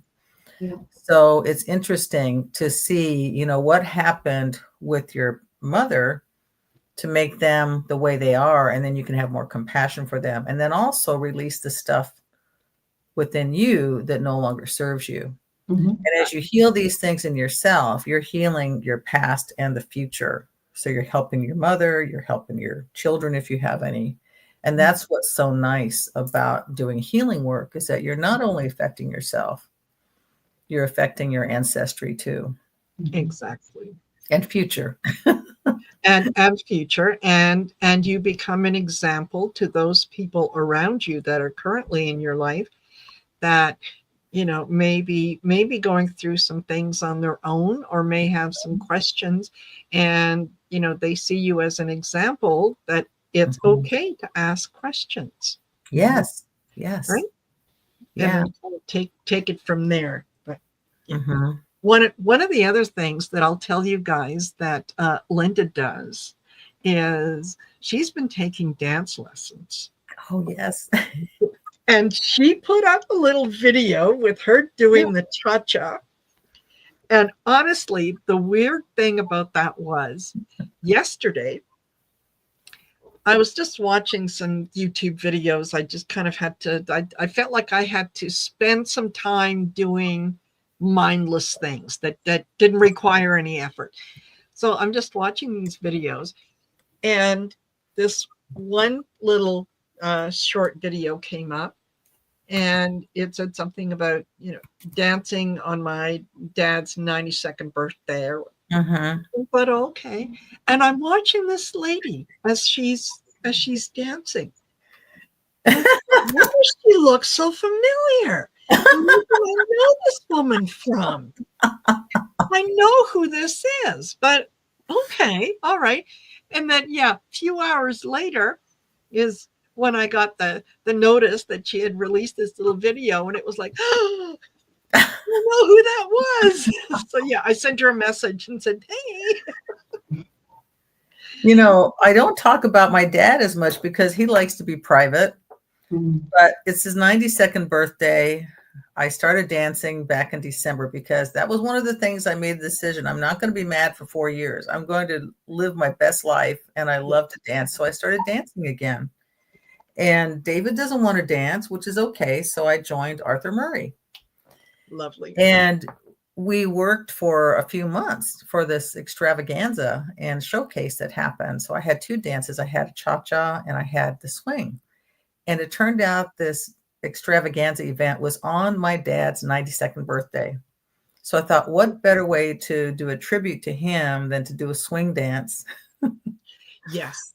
At this event. And then my instructor was the first part. And then he came in for the last 30 seconds. And the people were just cheering. And then to know he was 92, they couldn't believe it because he's just so good. He looks so healthy. Yeah. He was moving. Yes, absolutely. And he's a crooner too, so he's still good at singing. He's a great inspiration. Lovely. Yeah. Excellent. And Anya says, dancing lights my fire. Absolutely. Definitely. Yeah. Definitely. Dance like no one's watching. Right? Move your body. Get in touch with things. And I like to do that sometimes. The animals look at me a little funny, but whatever. They're animals. They're not going to tell anyone. But turn up the music and just dance away. Yeah. Yeah, absolutely. Yeah. When I'm tap dancing tomorrow, anybody in the East Bay in California, I'm going to be tap dancing in San Ramon at noon.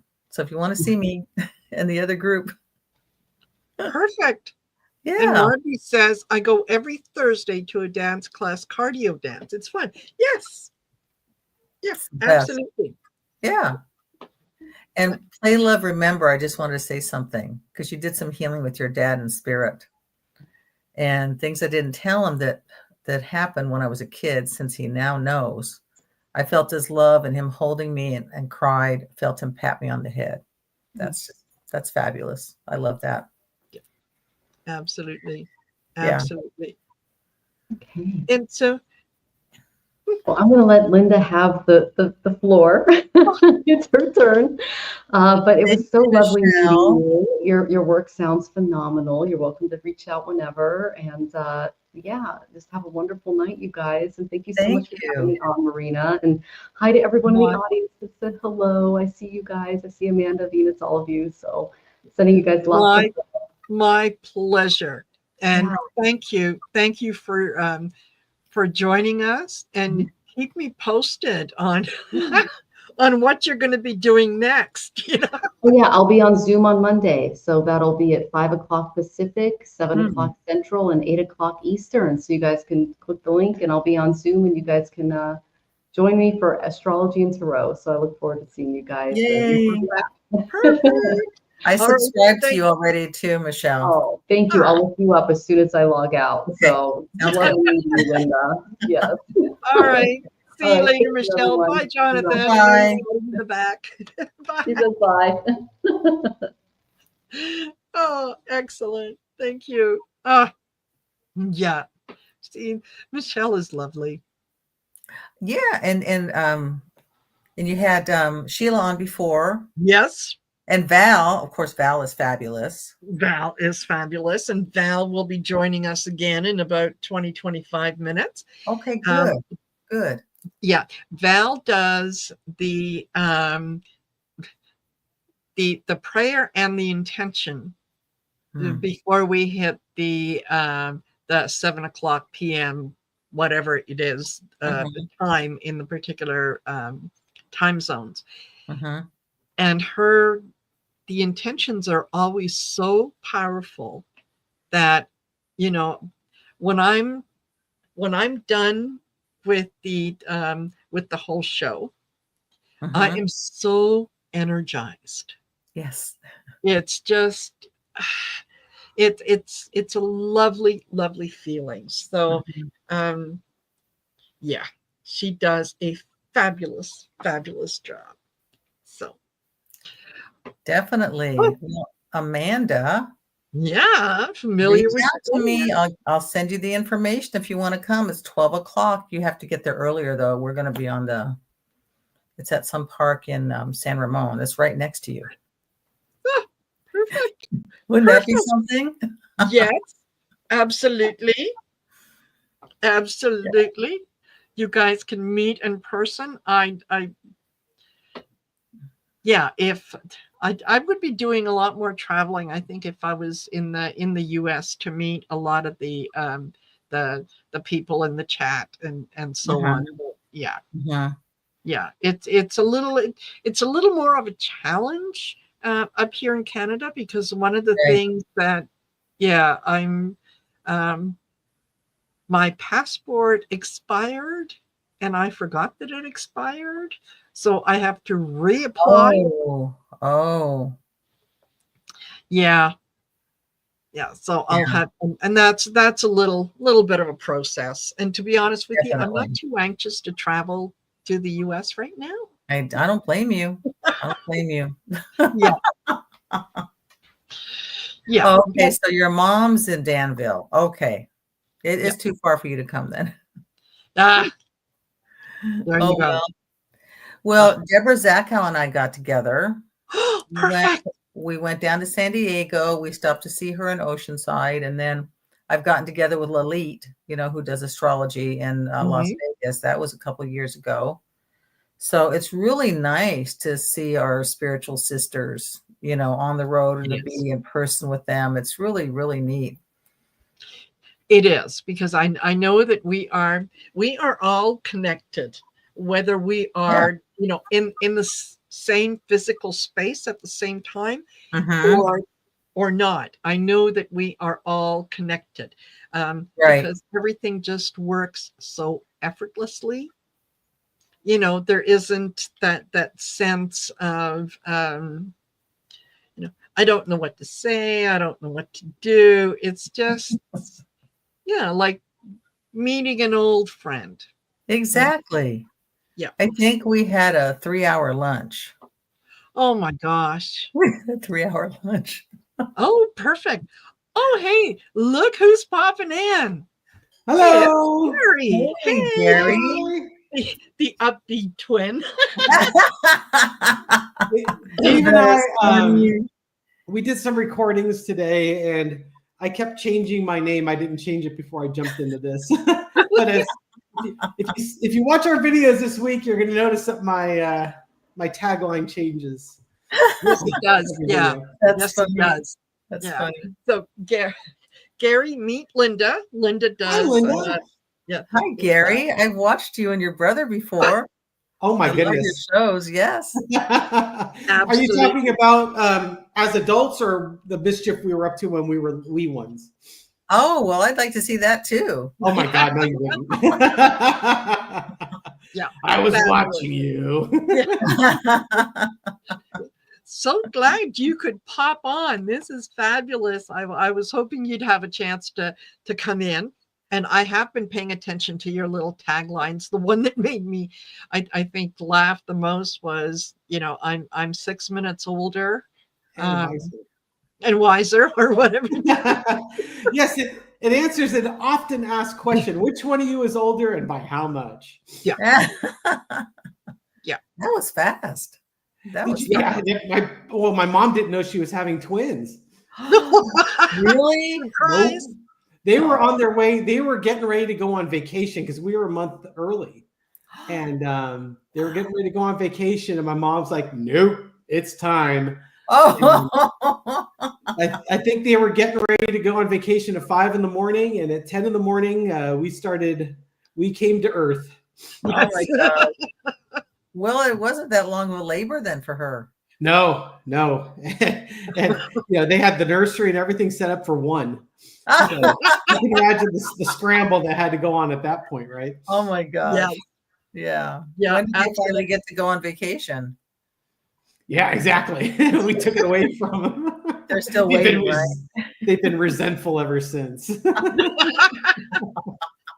Yeah.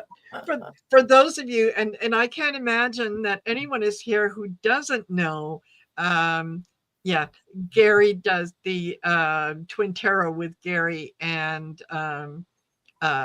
David, and David does the Tarot by the Bay. Tarot by the Bay. And we do a show every 2 weeks on Tuesdays, and we call it Taco Tuesdays. Yes. That. And look forward to those because we get to get into things that are sometimes a little more difficult to get into on a show like this, where we're trying to concentrate on positivity and all that. You know what I like about Taco Tuesdays, Marina, is I don't have to come up with the topics. I just have to just come in there and share insights. Fine, I'm all for it. There you go. Yeah, maybe I should start making you guys do some shows. You did, and then David didn't do his homework. I had to do all the work. Yeah. God. Yes, I think you're right. Okay, never mind. Yes, and Amanda Carroll says, seriously, 2 babies in 6 minutes? She's a star. Oh, my poor mom, what we put her through when we were growing up. That's why when Linda said, I watch you. It's like, uh-oh. What part of our life were you watching? Yes. We were rambunctious young men. Wow. And that has changed how? We've gotten older. We're a little slower. Yeah, but no, I really enjoy when the two of you are on, because it's if you didn't know you were twins, you'd know you were twins because you guys play so well off of each other, and especially the movie taglines, or one drops something and the other one picks it up and runs with it. It's fabulous. It's fabulous. So Linda, where do you call home? I'm in the Bay Area. Oh, are you? So I'm in the East Bay. What? Oh yeah, I'm over in the peninsula. I lived in the peninsula for like 20 some years in Brisbane. Oh my gosh. On the hill. We were on the other side of that hill. Daly City? No, close. Just south of that. We grew up in South San Francisco. Well, then you were right next to me. Yeah. I used to go to South City all the time, especially for all the good Mexican food. Well, I heard Brisbane had a great aquarium store. They did. They did have, I don't even know if it's still there. I haven't lived there since 2004. Oh, wow. But I was there for a long time. It was great. Great view. Just really being up there on that hill was so peaceful. Nice. Yeah, exactly. So Dave's over in the East Bay, and I'm still in the peninsula. And we keep moving south to get to the sun, Oh, maybe we should do something together. That'd be fun. You should. Yeah. I'd love that. Okay, cool. Hey, so open question to both of you. Have you been spotted in public by someone who watches your channel? No. Are you YouTube famous? Well, not spotted in public, but I have. When one of the people that is a subscriber, and that's Dawn Turner. She joined the same tarot group that I belong to. So Dawn and I have met several times And yeah, she was the one who introduced me to my current nail tech, who does an amazing job. So yeah. Okay, Allie, I sent you. There we go. Look Hey, who's joining us. Ellie. Yay! Woo! Guys. How are you all? It's good to see you. Hi, Good to Allie. see Hi, you. Gary. Fabulous. Yeah. So glad you could come on. I haven't met Gary. Yeah, hi, Allie. How are you doing? What is that interesting tree you have over your shoulder there? It almost looks like a Christmas tree, but it's far too It's early. my tarot tree. Oh, nice. Yeah, they're laminated cards. And then there's hearts because I'm heart and soul connected. Aww. And I leave it up all year. Some people think it's Christmas tree, but it's not. Does it have lights in it too? It has lights and heart lights as well. Oh, nice. Yeah, so it's white. And, What a neat idea. Thank you. Thank you. Absolutely. I really, it's been there I've had it for about 4 out of the 5 years I've been here. So, I haven't met Gary, but I have met Dave. Yes. So yeah, so it's nice to meet you too. And Yeah, Linda, you as of well. course, Chakralicious lady. Yeah. Yes, absolutely. And Allie, am I losing my mind, or am I overly observant? Wasn't there a desk that was, or a table or something that was by that tree that you've got, or was it always freestanding? No, it was always freestanding. But at one point when I started I was going up, I was at Keith's office. There was a smaller one that was on a stand because I tried to keep up with the same theme. Yeah. So that might be. Okay. Yeah. Yes. Perfect. Yeah. Thank you, Annette. Thank you. Yeah, we've been concentrating on, all kinds of positive things. And I was telling the folks earlier that, just when you start to think, is this really working? Are we really having an impact? And I kind of got the message yesterday that, it's working. It's working. And I thought, yeah, okay, it is.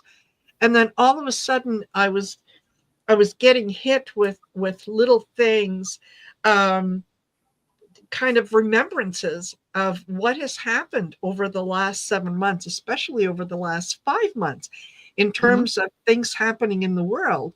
And it's like, you know what? We are making a difference.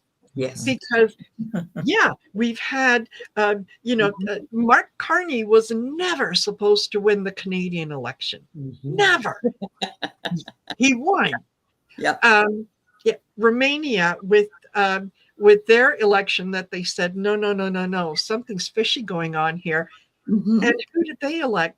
But someone who's progressive, who's concerned about the people, who's different than what they expected. Australia did the same thing.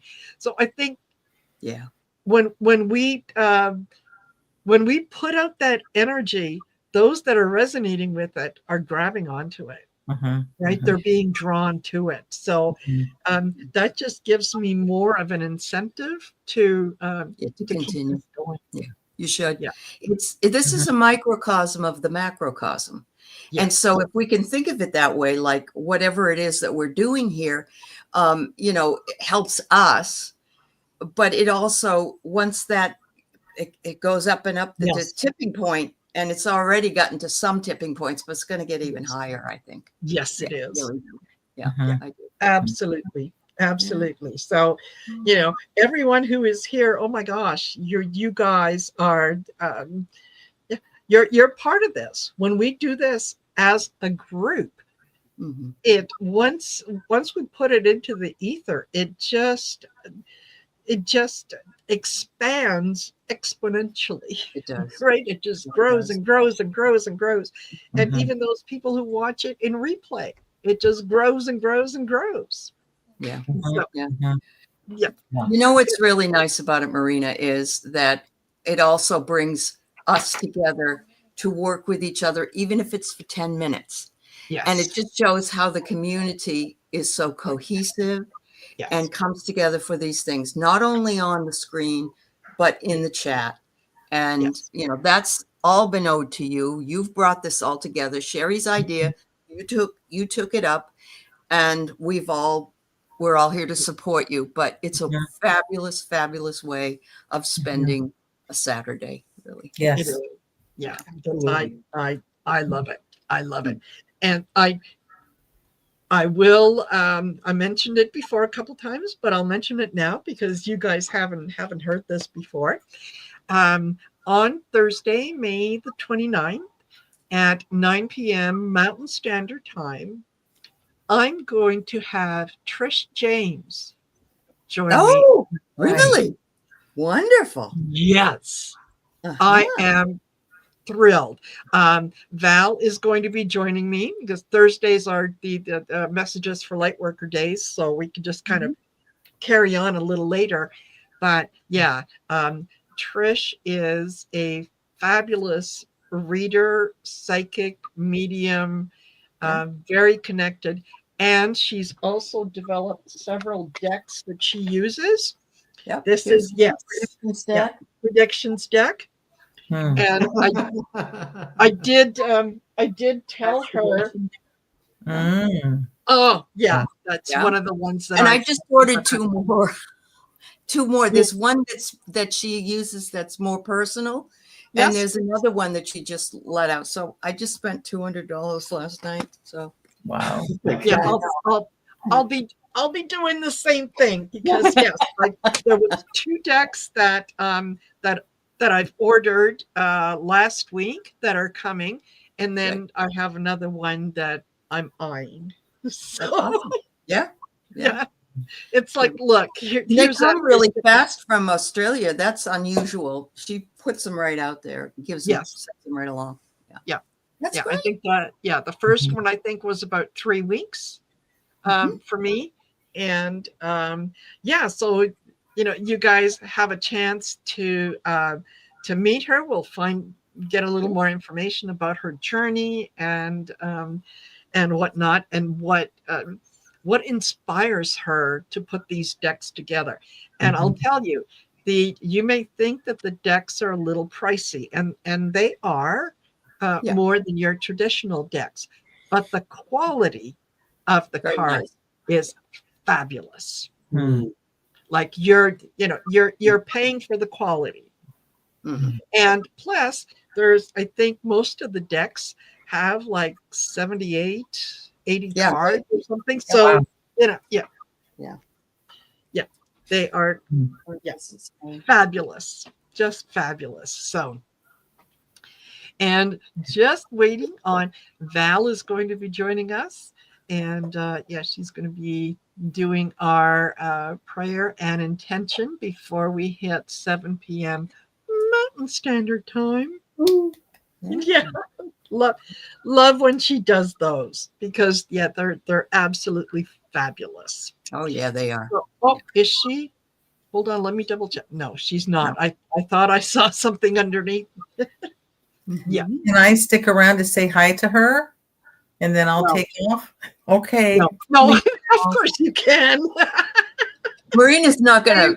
I've overstayed my time. I don't know. It doesn't matter. No. If people were waiting and she needed to bring in, because she's got 10 slots, so you're fine. Oh, okay. Yeah. I'll stick around. No, good. No, it's fine. And I'd said in the beginning, Linda G was going to join me earlier, and she sent me a text yesterday saying that her power was out, and not her power, sorry, that internet and cable was out, and that it was it should be up by 8 o'clock and so on. I said, okay, well, no problem, that's okay. And then she sent me another message today saying, okay, it's been off again, and there she is. There she is. Hi everyone. Howdy. Hi, Val. Hi. Good to meet you, Linda. I wanted to meet you too. That's why I stuck around. Yeah. Yes, yeah. She asked me, can I wait around and meet Val? I said no. Oh, You got notice that they're both redheads on both bookends here. You know? Yeah. And hi, Gary. Good to Hello, see you. how you doing, Val? Good. Yes. How are you? So I'm doing fine. you look Yeah. bright and shiny where you're at. Yeah, the lighting's sometimes not as ideal. Let's see if I can take some of the sheen off of Oh, it. yeah. There you go. It's There great. you go. So Marina, there was an estate sale that was down the street, and there was a sign that I didn't even think about it until just now when you guys were talking about the redheads. It said, God made me a redhead because he figured I needed a warning label. Yeah, exactly, right? And there's some truth to that. Wonderful. Yes, I like that. We're spicy redheads. So Always a lot of fun. Yeah, nothing wrong with a little spice. You know, it's okay. That's fabulous. And Amanda Carroll wanted to know, how is Sherry? Sherry, Trancing with Spirit, the last that I heard from her was, yeah, they had bought their RV and they were traveling. Yeah. They were just moving. And I think that I think Jenny said that they had within the last couple of weeks, they had visited her again, and carrying on. So I'm hoping that one of these days she's going to be able to join us. I keep inviting her, but you know what? I think they're having so much fun doing what they're doing that, this is a lot of fun to travel like that. Yeah. It really is. Yeah. If I have a minute, I'll stop by, but yeah. So yeah. But as I said earlier, I'm forever grateful that her guides gave her the push to put this show together, that she invited me, and then she said, "Oh, you run with this. This is yours." Yeah. Absolutely. And you've done a beautiful job every time. You Every really have. time. Thank you. You're a heck of an organizer and planner. Yep. Aw, Great. So, Mhm.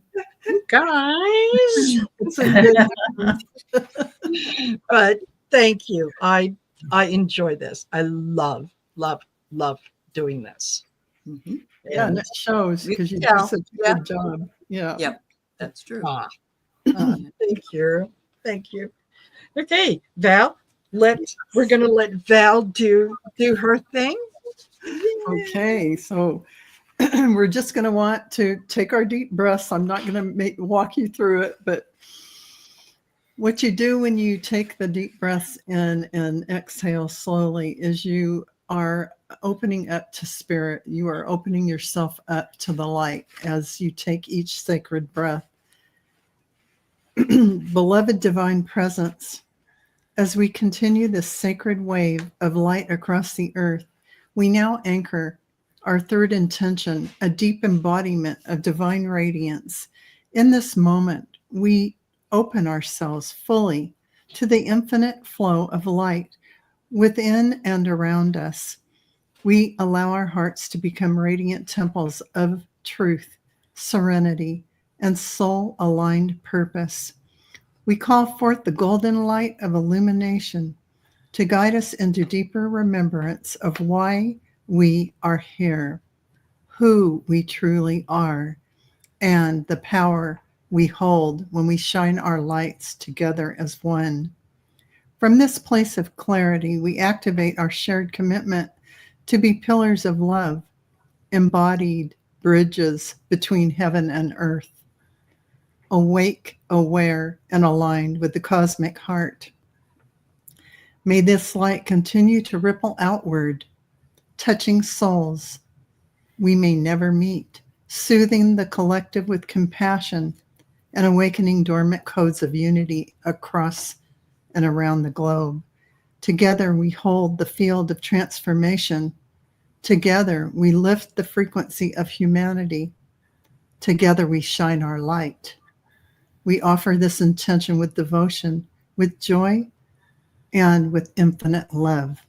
So be it. So it is. It is done. Thank you. Beautiful. Thank you. Oh. Mhm. Okay. Yeah. You're welcome. Ah. And I'll see you on the next one. Yeah. Good to meet you, Linda, Gary, Meet you now. Ellie, Marina. I'll see you in Yeah. a few. Bye, Okay. See you in an hour. Yay. Yeah. We're going to have I'm Diana Bowles and Valerie Bradshaw are going to be joining us. And then at when we hit the 7 p.m. Pacific Standard Time, so then the next hour, Ramon is going to join us. Excellent. Ramon. As will Linda de Gonzalez, and Linda de Gonzalez is going to do the Akashic healing. Nice. And it's kind of it's a very peaceful, loving closing. Nice. So yeah, everybody walks away feeling just fabulous. Yeah. And I know I'm gonna be buzzing. So yeah. Tonight might be one of those either have a stiff drink or have a hot gummy before I go to bed. Whatever it is. Yeah. Yeah, that's great. Well, I'm going to say goodbye. We're having a barbecue on Monday, so I'm making some macaroni salad for that and getting organized. I'll be there. What time is it start? Guys, I'll be it starts at 3. Gary, you and your brother can come. Absolutely. There you go. Yeah. Thank you. Thank you Thank you so much. Love you guys. Mwah. Love you, Linda. All right. I'll see you next time. Thanks, Okay. Linda. Bye for now. Bye. Wow. And Marina, I'm going to jump off. I'm going to feed my wife, and then I'll probably come back. I'm going to come back on later after we've eaten dinner. Absolutely. Okay. Absolutely. Yeah. Take care, Gary. Thanks, Marina. Bye, Ellie. We'll see you in a little bit. Okay. Bye-bye. Yeah. So yeah, I just had come out of the class with Valerie, and actually Donna Marie was there, and Diana was there, and so was Sarah. We were doing our second half of our calibrations class, and it was magical. So we even got to find out who our inner child is. So that was fun. Oh, nice. Yeah, I got a 4-year-old inner child whose name is Maisie, and she wants me to read more. And that doesn't mean like readings. I mean like books. Yeah. Read books. Yeah, Yes. read books. Yeah. Yeah. Anyway. I get it. I get it. Yeah. Absolutely. There's no time usually, So yes. Yeah. Yeah. I have a funny feeling that maybe my inner child might be a little bossy. I wouldn't figure that at all, Maria. Mine was wearing one of those sun suits. Did you wear them when you were little? They tied it. They tied here, and it was like a gingham sunsuit, and it was like, okay, yeah, it was fun. Right. But I can imagine you, Marina, with your hands on your hips. You're not playing right. That's not how you do it. It's not fair. Yes. Yes. It was fun though. So, it was yeah. So you guys, I will again, I will remind you that if you want to support the Shine Your Light events, you can do so by go over to my YouTube channel, and where you got the 3 dots and it says more, click on the more and go down to the merch shop, and you can check out all the merch that is available on there, not only for Shine Your Light, but for some of the other shows that we do. But here you go. I'll stand up again. There. Whoops. Shine Your Light 2025. Right? Yeah. It's very nice. Yeah. Love, light, compassion, and unity. And I wore this out this afternoon, and I actually had a couple people who said, what is that? What is that? Uh-huh. So I said, oh, well, here's my card. Stop by, take a look. Yeah, right. You're right. Absolutely. Oh, the ladies are look here. Who we are. The ladies are here. Hi. Hi, everybody. I'm going to hang out just for a few more minutes. I didn't have a time slot, but I wanted to be here for a period of time. So. Please, I'm glad you're here. And Yeah. just let me finish and remind folks that not only can you get t-shirts, sweatshirts, tank tops, all like, coffee mugs, whatever, you can also get your very own lovely little teddy bear. Aww. And this is fabulous for your inner child. Right? I was Right. telling them about that, ladies. Yes. As well as if you know someone who's you're going to be going to a baby shower anytime soon. Yeah. That's a great gift for babies, something to grow up with, to let them know that, you are a magnificent, spark of light, and just be yourself, shine your light. Shine your light. The best part is, because I'm located in Canada, all the prices are in Canadian dollars. So given that the exchange rate is at about 34%, that means it's like you're saving 30%, right? That's true. Yeah. Because you're buying Canadian dollars, you're paying in US dollars, and all of a sudden, so there you go. Go check it out.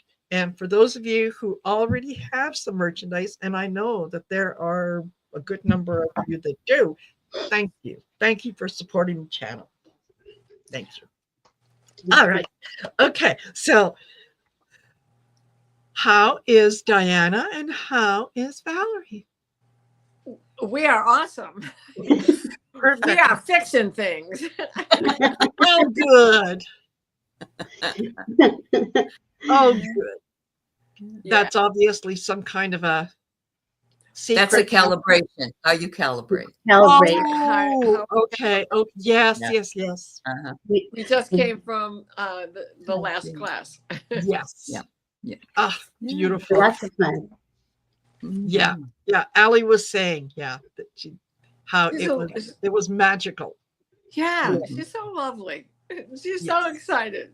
Yeah. Perfect. Very cool. Yes. Yeah. Oh, perfect. It's always So cool Marina to learn. has been here 2 hours and 30 minutes. My goodness, girlfriend. Ooh, Oh, that's a long, but it just kind of goes, doesn't it? It just Yeah. goes. It does. Absolutely. So, maybe I can ask the three of you to kind of, carry on. You know what's expected, you know what to do.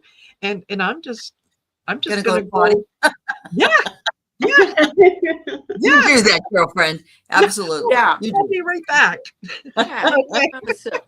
Yeah. We have to take advantage of the time when we have it, right? That's right. Yeah. I mean, it's always cool to learn more, right? We had a class, Definitely. and I think that class is going to be offered again. Maybe. Yeah. Yeah. Probably. Yeah. Yeah. Yeah. Very cool to keep learning. Something different. Yeah. Something different. But it's all in the tools in the toolbox, really, ladies, right? And it just adds to it. It really does. Because my dowsing rods aren't easy to carry with me. And the pendulum always falls to the bottom of the purse. So yes, Denise Fletcher was on in the beginning, and I don't know if you girls were there. We were talking. She was talking early, and she said that she was doing this in the grocery store, and that this lady was standing beside her, trying to determine whether she should buy some kind of grocery, and she got the lady doing it. Yep. That's amazing. We're talking about have that chocolate. Right. Yeah. And we're talking about muscle testing, everybody, just so you know. And you can do this too, and you can learn this too. And I had a friend that was a customer of mine, and she was a psychic magnetic healer. And she would take me in the grocery stores and show me how to use muscle testing. on what foods were right for you, what wasn't right. Everywhere we went, she used it. So it is pretty cool to know those things, to know, is this for my body? Because your body's the one answering, right? Right. Pretty cool. Yeah. And she developed this sort of thing with the hand, with the fingers.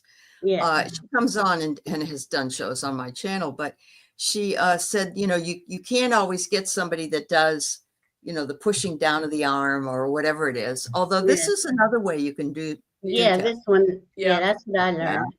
Yeah. But I like this one is you can do this a little more secretively. That's true. Nobody's looking. I Yeah, thought of this yesterday when I was checking out at the grocery store. You know, pushy people in the self-serve checkout line, and I walked away with a $20 bill stuck and didn't realize I forgot to take my $20 bill till this afternoon. Oh no.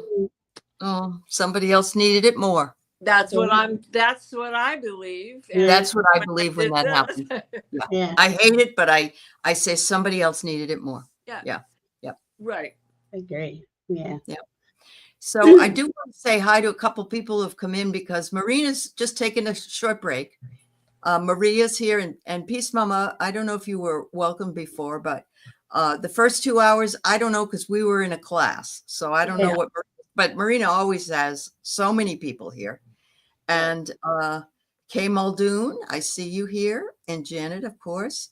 And Charlie. Cash Peters does the muscle testing this week. Yes, he does. He does. Yep. And a good chiropractor does that. Yes, you can ask Diana. She loves her chiropractor. And that's how Pam learned about this whole thing. She's not a chiropractor, but they taught her.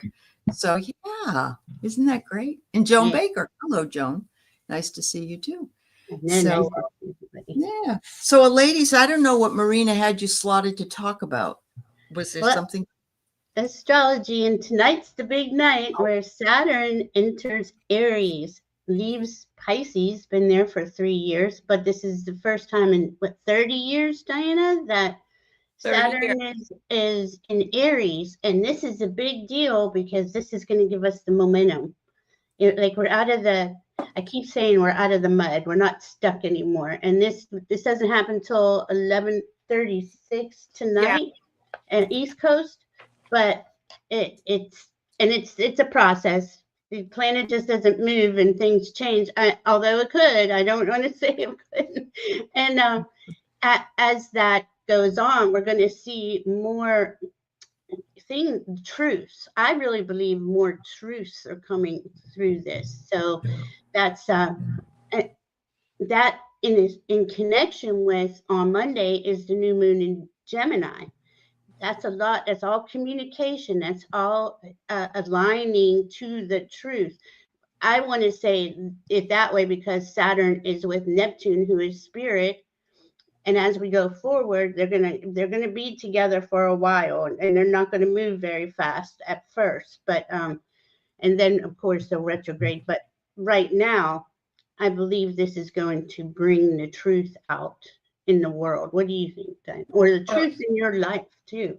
What's right for you? Absolutely, because so we have the Hierophant. Saturn is the Hierophant.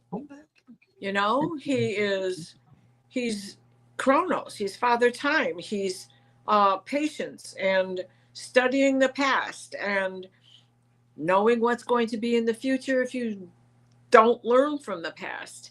He's he's structural. He's structural in that he has rulership on bones and teeth and everything calcium driven. Therefore, he's the foundations of buildings. He's the foundations of business. He is plant your seeds early, right? And be patient and nurture. You have to nurture. And if you're not standing in that integrity. So what do I see coming with this union between Neptune and Saturn together is that Saturn is is about the truth Mhm. when he's in integrity, and Neptune is about the dream. And the two of them working together is to give the water time to settle, Neptune, Mhm. so that the mud goes back to the bottom, the silt goes back and begins to harden, so that that foundation has gotten itself back into terra firma. Mm. Yeah, it's really, I've been waiting for this transit to happen, because we had a lot of planets were in Pisces, and there was this pile up, and it was just sitting there. And I know a lot of us can feel that these last few months, that a lot of the old stuff was coming up to be released as we're dreaming in our new selves, our new way forward. And it was slow, though. You kind of go 2 steps back and 5 steps forward, and just kept going into this. You just felt restricted. I did, anyway, I should say it. And now this is what I've been waiting for, because this is kind of clearing all of that out. There's only the North Node left in Pisces. Everyone's moved on. Now, and the North Node is moving backwards, because once right. it's out of Pisces, he's going to be into Sagittarius. I mean, Yeah. into Aquarius. So the other thing is, oh, squirrel. I do it all the time. Squirrel constantly. Squirrel has to be surrounded by squirrels. Saturn at this point, Saturn is, okay. So Mars is the ruler of the house and of the sign Aries and the first house. And so no matter where Saturn really falls in the chart, he's going to have that flavor of the first house.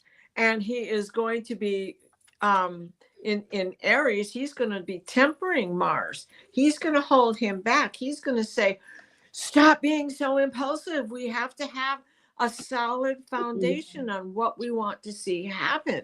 So in his ability to rein things back, to be the school principal, to be the father figure, to be the stepfather, to be, whatever he needs to be, he should be able to get all of us to take a deep breath. And it's going to feel like retrograde.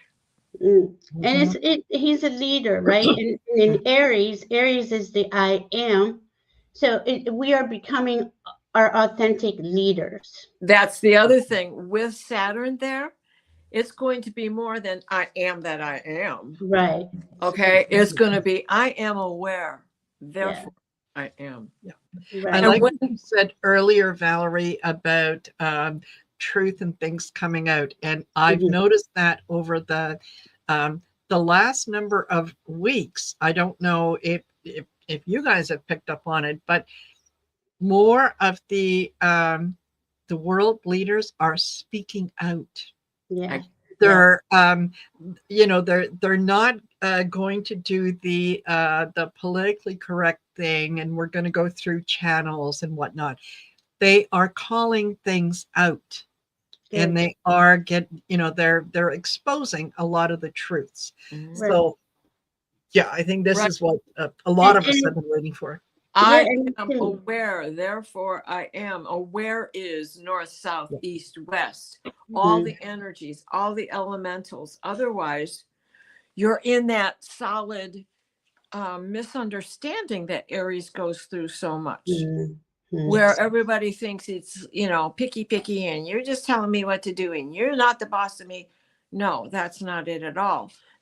Being aware makes one understand that if there is no I in team, and we are a team, we have to do it together. Yeah. And that's a perfect way to say it, Diana. And Marina, when you said that, we're going to notice that the leaders, the people who are claiming to be leaders, are going to actually start leading by speaking the truth. And that is so important. We've been waiting for that. That Pisces energy can get you, mixed up in your illusions and delusions and confusions. Yes. And is this the real way, or is this the dream?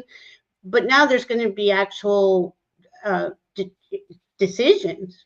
Yes. I mean, it's just going to be like, no, that's not right. That's Exactly. not integrity. And with Neptune right there next to him, Neptune is spirit, and spirit wants integrity. You got to show up as your authentic self in this transit, and it's going to be a long one. For humanity to go forward and for you to go forward individually. You know. Yep. Saturn moves a little faster than Neptune, but they're going to be there for a while. Saturn will be there for 3 years. Mm-hmm. Neptune will be hanging on for a while longer. Yeah, like 14. Yeah. I didn't want to scare anybody, but just enough time for the opposition Saturn return for this date. You know what I'm saying? Yeah. Now, you know how 14-7-7-7-7 for the Saturn returns, right? Well, when it is in that opposition, it's across from where it was when it was birthed. Let's put it that way. Mm-hmm. So now we're going to be testing, and we're going to be in puberty, and everybody's going to be, you know. And that's okay. We have rock and roll.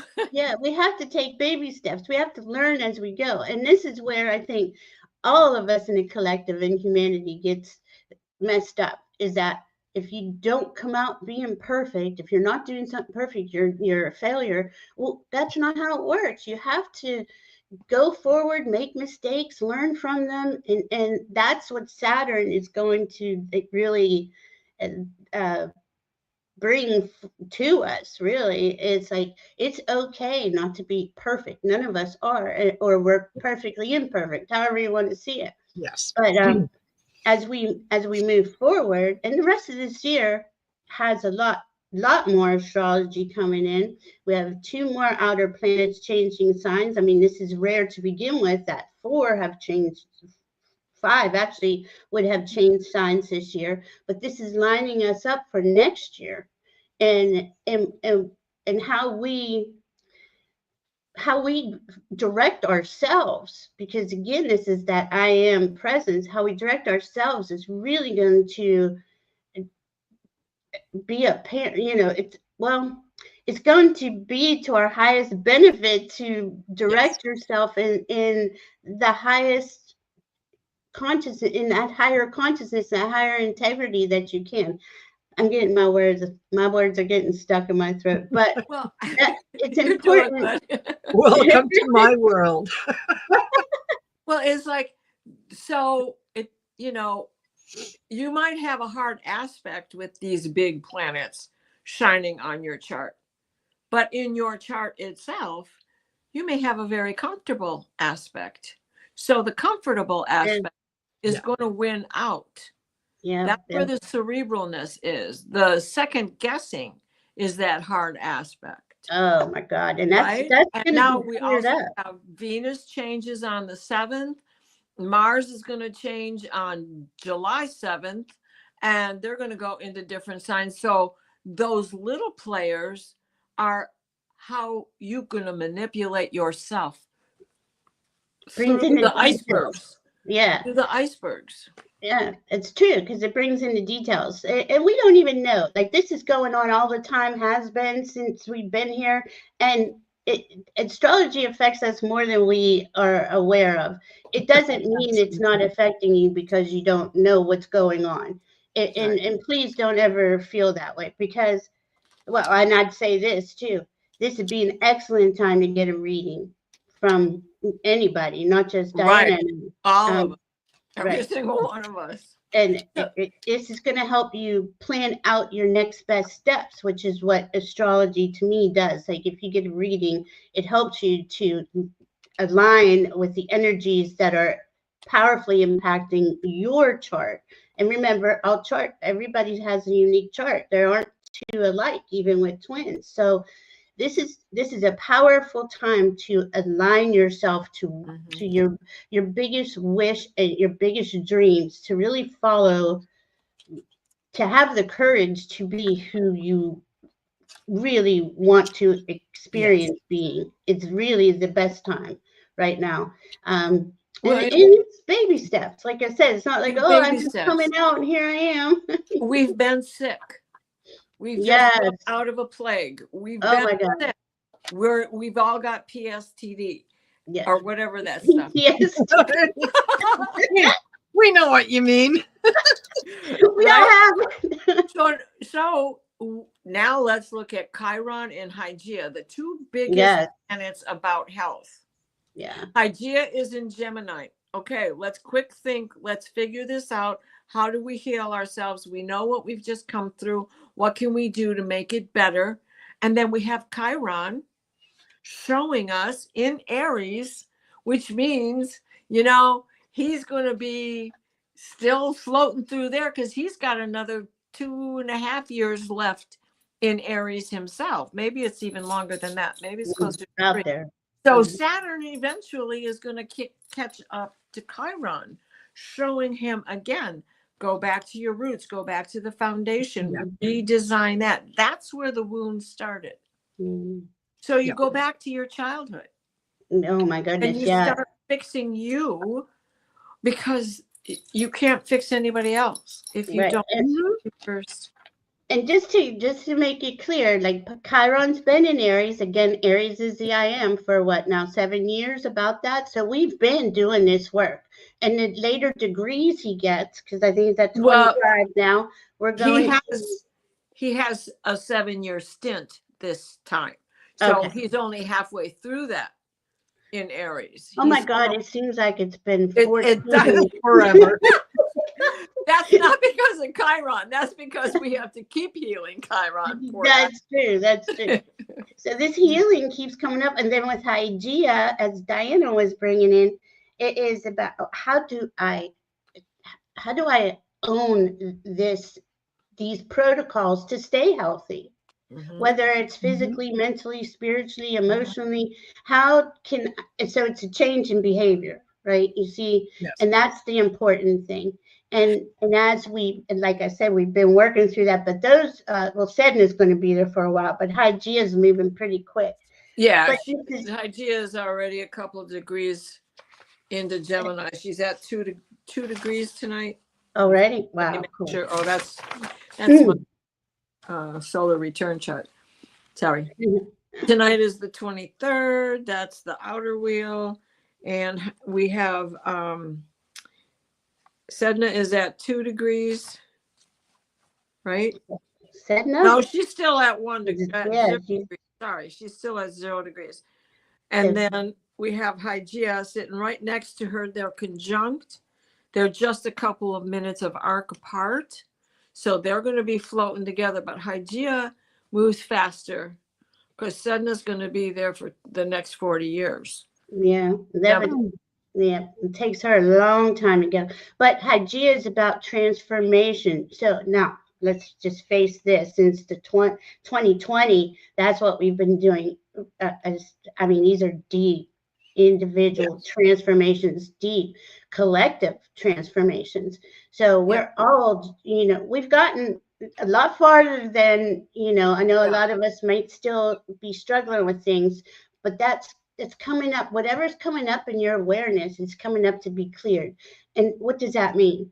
To acknowledge it, love it, accept it, and move on. Because as soon as we can drop that, whatever that thing is, and I know it's not always that easy, especially if it's a physical illness or something. But this is also energies saying, look at alternatives. Look how many energy healers there are now. There's so many chiropractors. We were just talking about that. There's so many ways to go about. And Diana, you've been going to a chiropractor all year. Yep. And this is really helping you, right? It's really helping me. And here's the thing about it. It's helping because he isn't pushing it overnight. Because he understands that what took forever to get to where you are is going to take just as long to get you healthy again. Right. And as I approach this 1 year is like a month away, right? We're all have been going to him for a year. And you're going to have moments where there are setbacks. So for another year, there will probably be moments of setbacks. Mm-hmm. Now, I'm triggered by the sun. Everybody knows that because you've all heard me talk about it. But there's so many other people out here who have fibromyalgia or other things where it is stress that triggers it, which is related to the autoimmune issues that all of us have that we don't understand, because nobody will identify it anymore because, that's just a blanket. We can't just it's not a blanket and it's not a bandage. It's what you did to the earth to get us in this position to begin with. That's right. And that's all goes back to what you guys were talking about, PTSD. Everything, what they did to earth, what they did to humanity, all the lies and distortion, all of it, it sticks in our bodies. Our bodies know it's not true. Mentally, we know it's not true, many of us. And it gets stuck, and this is what causes a lot of illness, in my opinion. I'm not a doctor, so I don't want to say that. But this is also that phoenix. That phoenix keeps coming up, has been coming up last few months, couple months, where in Aries is a fire sign, where we're healing through the fire. And all the elements are always working with us. But this is, to me, powerful, because that phoenix rises again, comes back better each time, and some days it feels like I've burnt my phoenix to the ashes about 5 times and I still keep coming back. But that's all we have is the ability. And I'll hear that in my head, just keep moving forward. And it's just like, I'm tired. Some days you're just tired and you just don't want to do it, and you don't want to fight your emotions either, So they will, Sedna and Hygeia will both be at 1 degree, but on Monday. But Hygeia is going to move much more quickly from then on. So they'll both be at 1 degree, but Sedna will be at 1 degree, 1 minute of arc, where Hygeia is already at 43 minutes of arc. So she's already, getting out of here. So hopefully, because what is Sedna but the wounding, the sacrifices made, the adaptation that's had to come from it, do or die. And now we get to take a look at how we can put our adaptation into our benefit rather than somebody else's, right? Perfect. And that is Gemini. Now we're in Gemini sun. We're in Gemini season now. And this is, to me, this is just going to we're going to get downloads. We're going to get information that helps us figure out our next best step, right? On our healing path, on all of our journeys. It's a fast moving energy, and we're going to have Mercury there any day now. When does Mercury enter? And Mercury rules Gemini. So this is going to be really powerful. And I think it was Allie who said, Callie Healer said it's going to feel like Mercury retrograde all year. And that is true. And that is okay, right? Because we want to go review. That's what we're doing this year. We're reviewing and rearranging things. It's all the rewords. But now we got a new Pope putting the brakes on.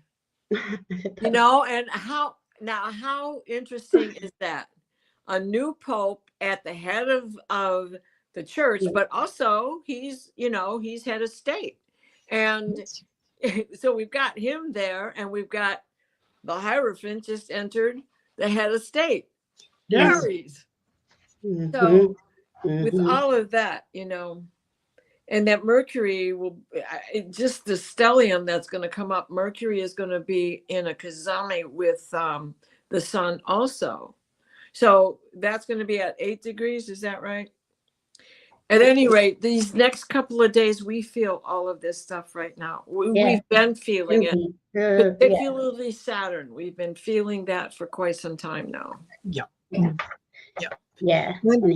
And we needed to feel that. We need to be able to, in order to move ahead, you can't build a foundation on sand. You have to review things. Right. You have to see where you can improve something so that you can build it bigger, better, whatever, right? Yeah.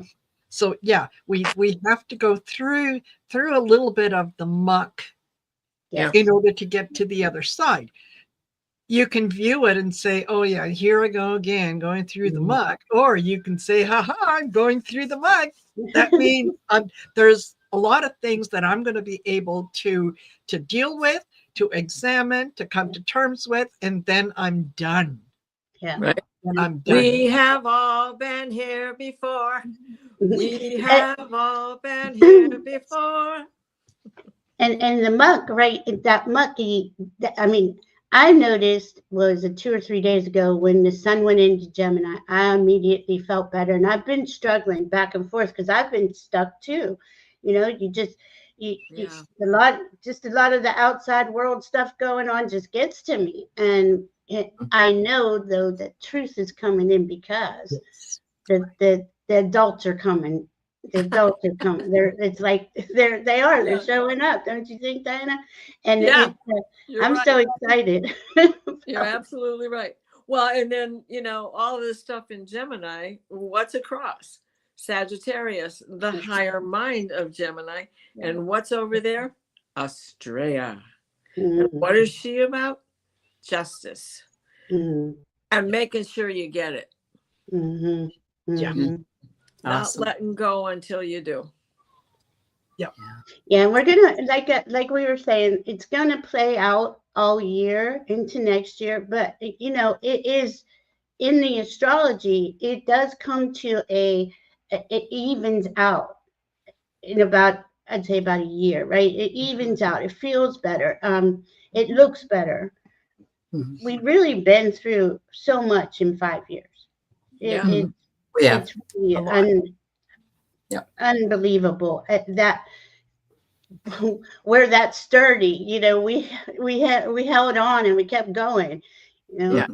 It's like Allie said last night, we're at the point where it's like we don't give a shit anymore. And then something else comes up and it's like, let's go carry our signs. I've had enough of this. Yeah. That's true. And that's just going to come flying in Gemini season. We're going to hear more stuff. I mean, it's constant. I don't know how much more. I don't really watch Gemini. Here.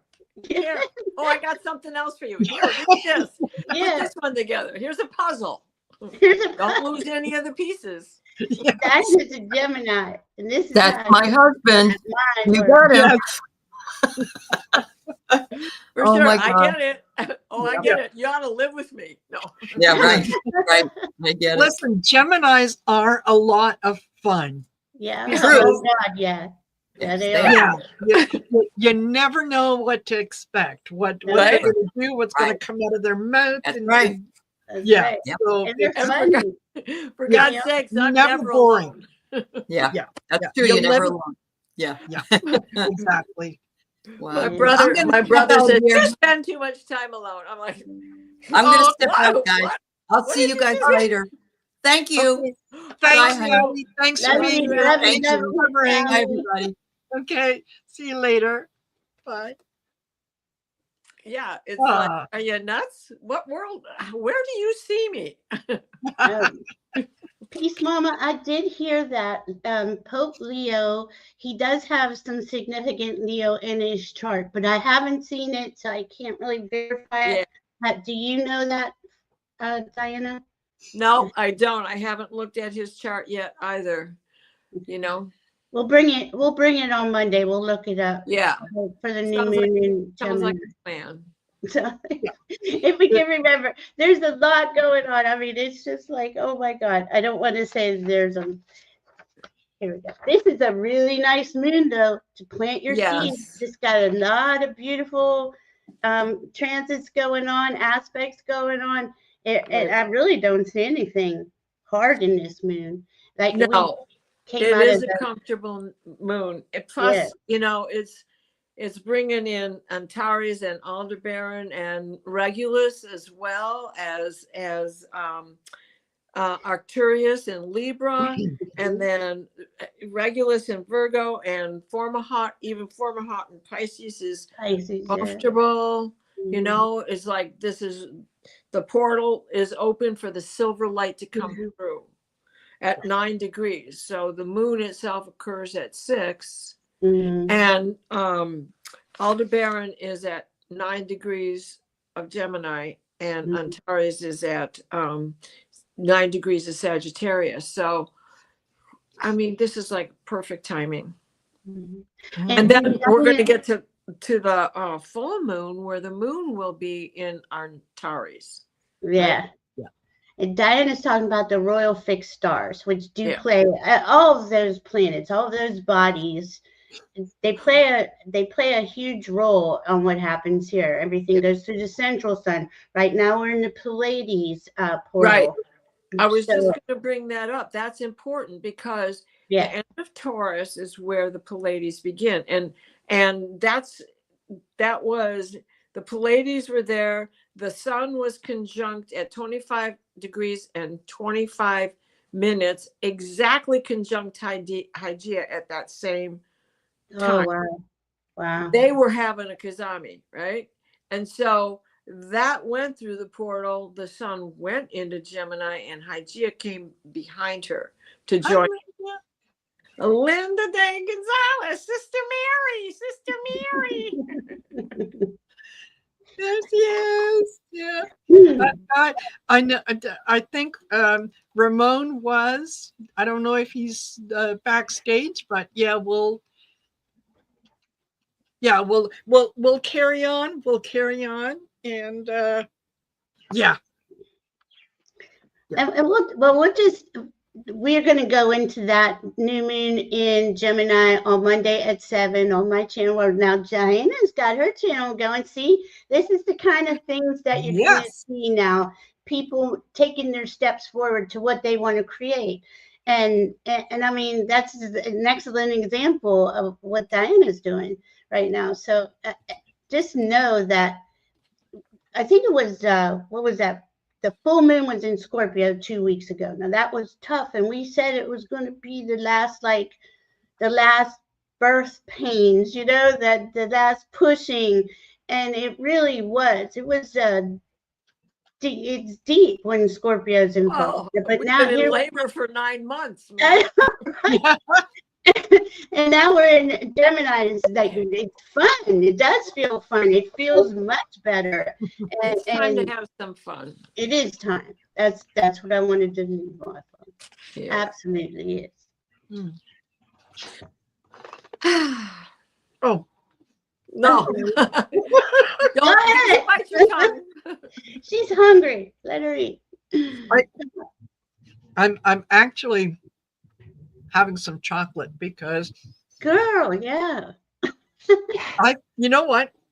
I find that as my energy gets higher and higher and higher, I kind of start to feel off. And somebody, no, not somebody, it was Colleen, the Cool Crone, who told me one day, as I was feeling like that, have some chocolate because it helps ground you. Oh. So I did no research. I took her at her word, and I always keep chocolate when I'm, especially for the Shine Your Light event, because it's so many wonderful energies come in. Yes, that's what it is. It's not so much that it's, you know, it's a long show. It's the energy that is just whoa. I love what Mary Starshine says. Chocolate was created by angels. Oh my God. Right? Absolutely. I love it. Absolutely. Mexican angels. Or a little Swiss Miss. Yes, Her with her that too. Yeah. And they, yeah, I think chocolate did it not originate in Mexico? Because Yeah, that's right. Yeah. Yeah. Yeah, the Mayans were making chocolate, or hot chocolate, whatever. Yeah, they used to drink that a lot. Yeah. Yeah. Spicy. Yes. Spice it up with hot peppers. Spicy. Yeah, spicy chocolate. Yummy. Now now I need to get chocolate. I don't have any chocolate in the house. Oh my God. And you just went to the grocery store and you didn't bring it home? I didn't. I forgot all about anything chocolate. Oh my God. Well. Oh, wow. Yeah, that's usually one of the top things on my list. Is it has to there has to be some chocolate or something sweet in the house that I can have quickly. Yeah. You know, chocolate pudding, whatever. Yeah, chocolate. That I was at the grocery store earlier today and I picked up 2 bars of these arrows. This one is mint, and the one that I was just having is tiramisu. Yeah. Yes. Yes, I'm going to have to be looking for some of that. Absolutely. I just use sugar. What? Yes. Did you go to Indigo? Did you get the I haven't had a chance yet. It's been the week from hell. Well, no, that's not true. It's just been really busy with all kinds of stuff that happened. So I have not yet had a chance to get to Indigo. I was planning on doing it today, and somehow the day got away from me. I guess it was the 2-hour nap. Absolutely. I don't know how it happened. It just sort of all of a sudden it was 5 o'clock and I was like, oh. Yeah. That's how it's been. Yep. Yeah. Oh, that was a good movie, Water for Chocolate. Oh. Or the movie, or was that the movie just Chocolat? I can't remember, but there was, I believe, a movie called Water for Chocolate. Yeah, there was. Yeah, and there was actually Chocolat, and that was good. Yeah, it was. Yes, it was. Wasn't that about? Yeah, a girl that was the same kind of gypsy at heart. Yeah. Yeah, and she was just. I have to go. I'm gone. I'm out of here. Bye. See ya. Yeah. Totally. Totally. And I love. Sorry. White chocolate, Janet, I'll tell you, is I was told a number of years ago, good number of years ago, and it turned out to be very true, at least for me. White chocolate, white hot chocolate. If you have a migraine and you have some white hot chocolate, it seems to take it away or lessen the severity or whatever. I don't know how it works. I don't care. I just know that it works. Right. Yeah. Somebody was in the chat, and I'm sorry, and the names went by.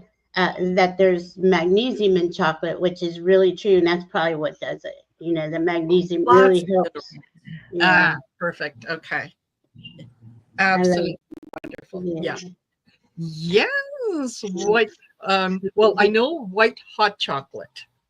Yeah. So I would assume that white chocolate might have the same effect, but I know it was white hot chocolate, and I make sure that there's always some that in white hot chocolate that I can make very quickly if I start to get with the with the headaches. And if I catch it in time, boom. Yeah. You know, I think my mother just came into chat because I just saw a comment go by that said, "What's going on here?"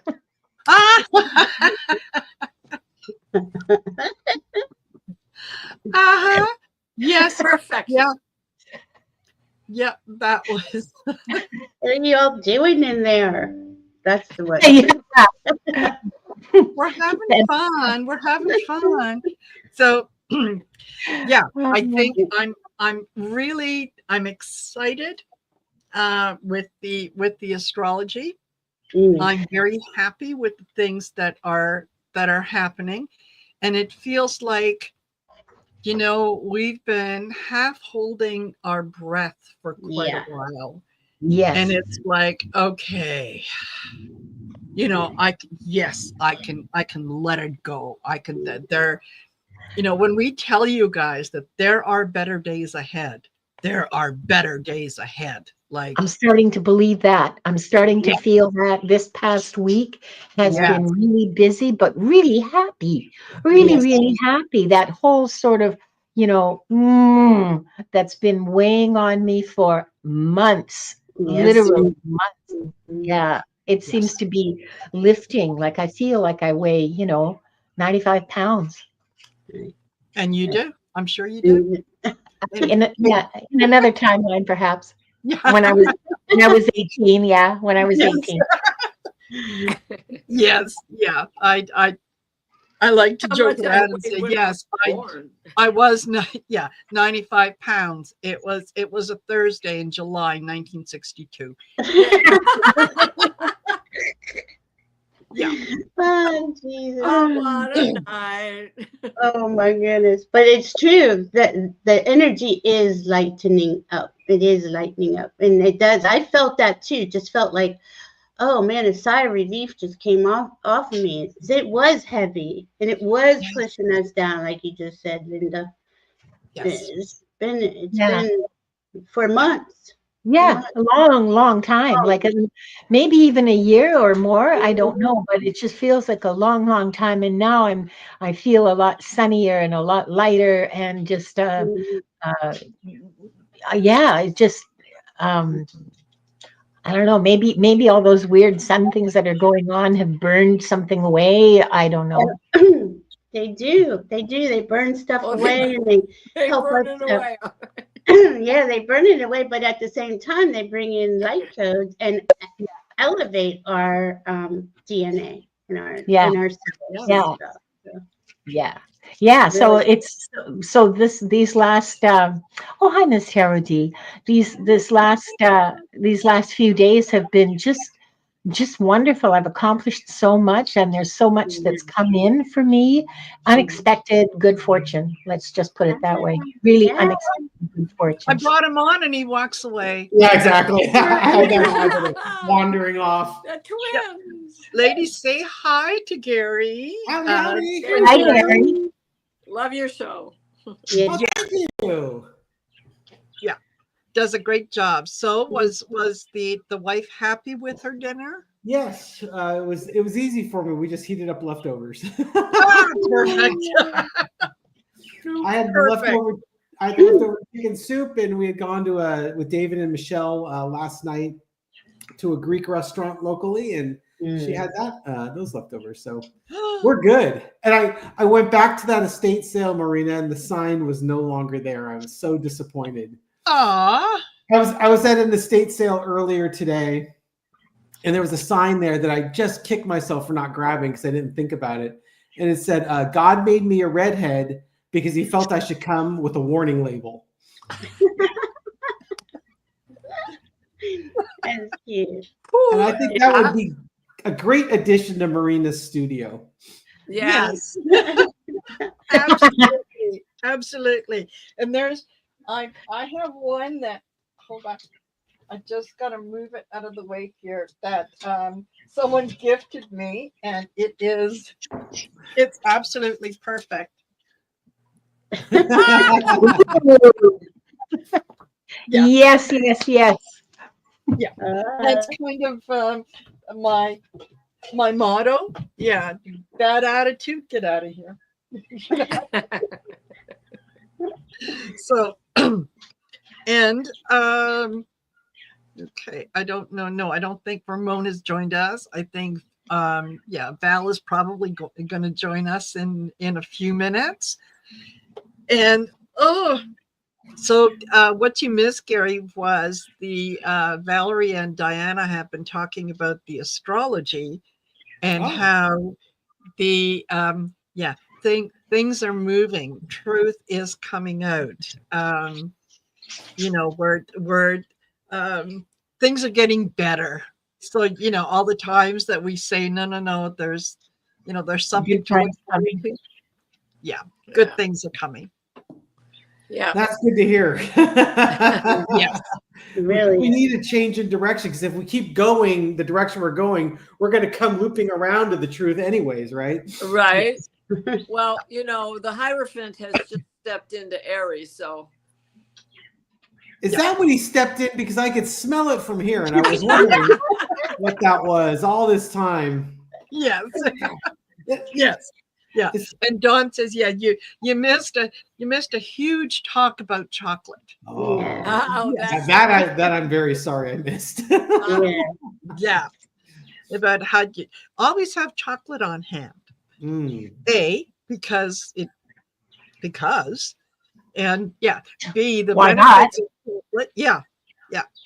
And I was saying that I'd heard quite a long time ago that if you have white hot chocolate, that it helps with migraines. And I do, you know, sometimes have migraines, and it worked for me, whether or not there's anything clinical or whatnot behind it. But I know, and it's, yeah, for me, it is white hot chocolate does the trick. So there you go.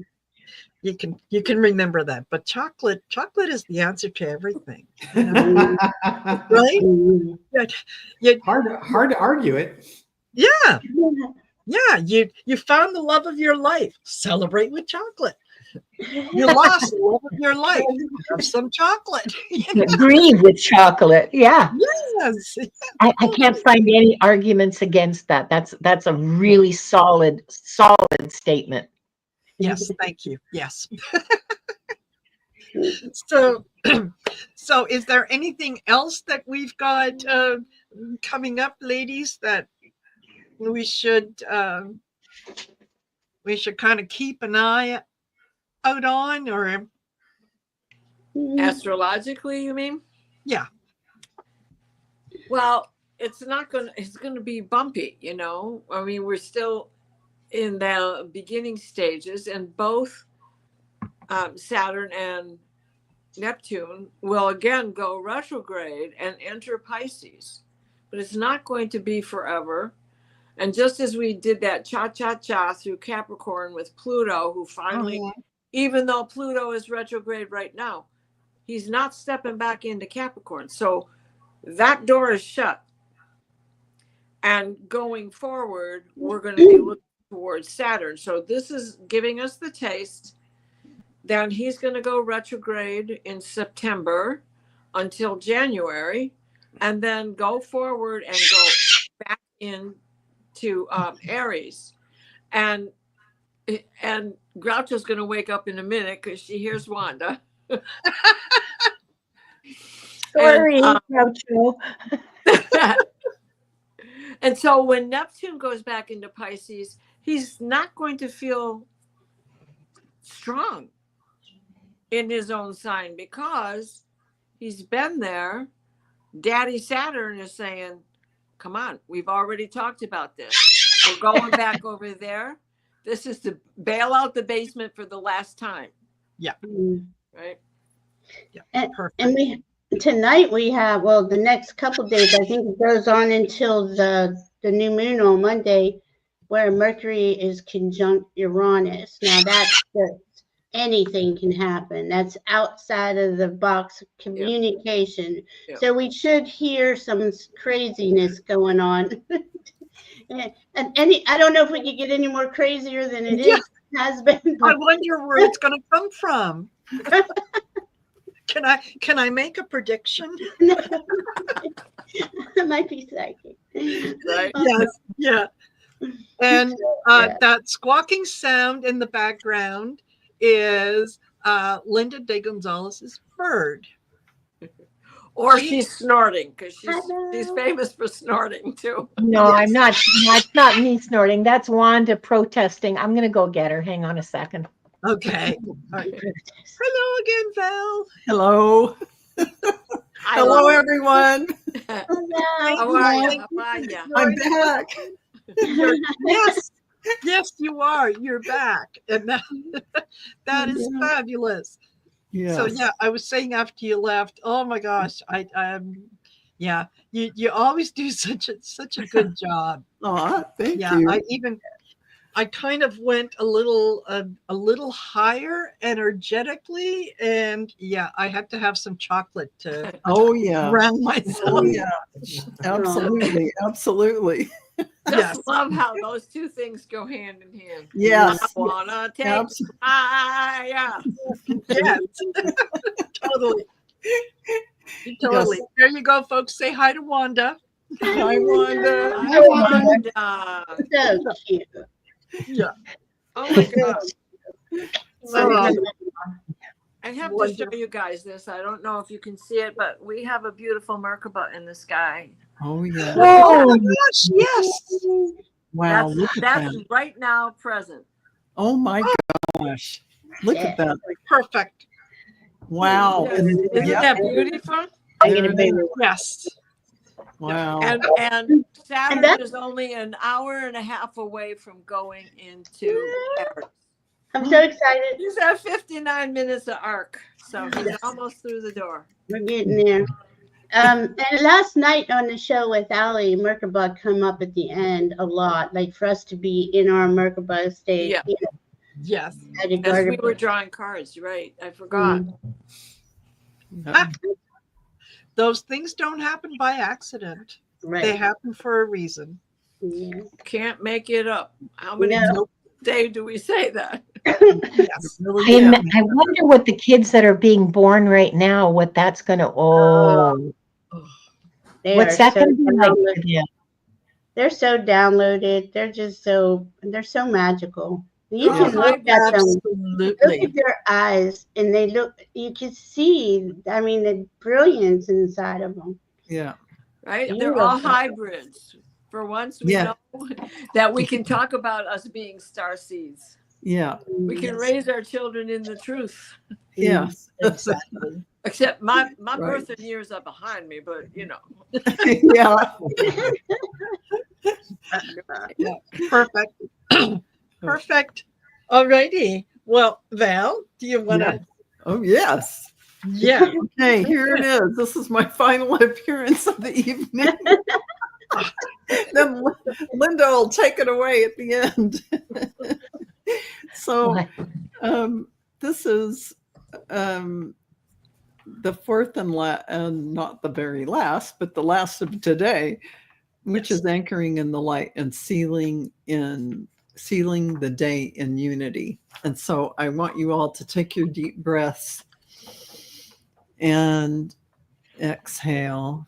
So I'll let you do that while I'm saying this, because as you breathe in that sacred breath, you're opening the doorway for these energies to start pouring in through your crown chakras. Beloved source of eternal light, as we reach this final wave of the Shine Your Light event, we gather as the circle, as the closing circle, radiant flame completing the sacred wheel of intention that has spun across the earth today. With open hearts and uplifted souls, we affirm this fourth intention to anchor everything we have activated, to seal the love, wisdom, and unity we have shared into the fabric of our lives and into the crystalline grid of the planet. We call forth the stabilization and integration of every light code received, every intention spoken, and every act of soul remembrance. May the light we've shared continue to rise, moving through timelines, land, and generations. May it awaken those still searching, comfort those in need, and unify those ready to serve the greater good. We are the anchors. We are the keepers. We are the divine light embodied. And as this final light flows through the Pacific West, may it gently carry the resonance of this day into the hearts of all beings, into the dream time, and into the radiant dawn of what comes next.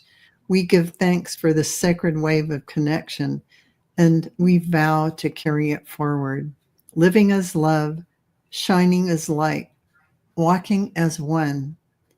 So be it, and so it is. It is done. Okay. Amen. Right. So yes, Janet, it is 7 p.m. Pacific time. So you can now turn on your porch light, put a candle, well, a battery operated candle in the window. Don't put a real one. You never know. Be safe. And yeah, or turn a lamp on. But yeah, definitely shine your light. Shine your light. We, yeah, I see North America being lit up. Absolutely being lit up. And it's that rolling light that has. And I'm going to go turn my light on right now. So with that, I'm going to say goodbye to y'all. And thank you, Val. Thank you. As always. Thank you. Thank you. Thank you. Okay. Bye for now. And I have to do the same thing. I have 2 candles on the porch in lanterns. It's time to turn them into glowing. Thank you for having us. Thank you for having me. My pleasure. My pleasure. Absolutely. Take care, Diana. Bye, Gary. Oh, sometimes mistaken as David. Yes. Oftentimes. Yeah. Okay. But I'm going to go to thank you. And I wish everyone a beautiful evening. Always a pleasure. Thank you. It's always lovely to have you on and for you to share your knowledge, because I always love to learn. Thank you. Take care, Valerie. Have a beautiful evening, everybody. Love you all. Thank you. See you later. Bye. Okay. So I think, Ramon should be joining us anytime. Hold on. There he is. I'm here. Hey, hi, Marina. How are you? I'm good. How are you? Hi, Gary. Hi, Linda. Ramon. Great to see you all. Hi. Happy birthday. Thank you very much. I actually ditched my birthday party to be here. Oh, great. Really? Yes, but it's an honor. I have a lot of family members upstairs and they're partying and a lot of food, good time. But I really wanted to be here. So, I committed to this. And, I'm so glad that you're able to join us, and I know the ladies were excited that you were coming on. So I don't know why, but thank you. Well, because the source of light. I was here last time, and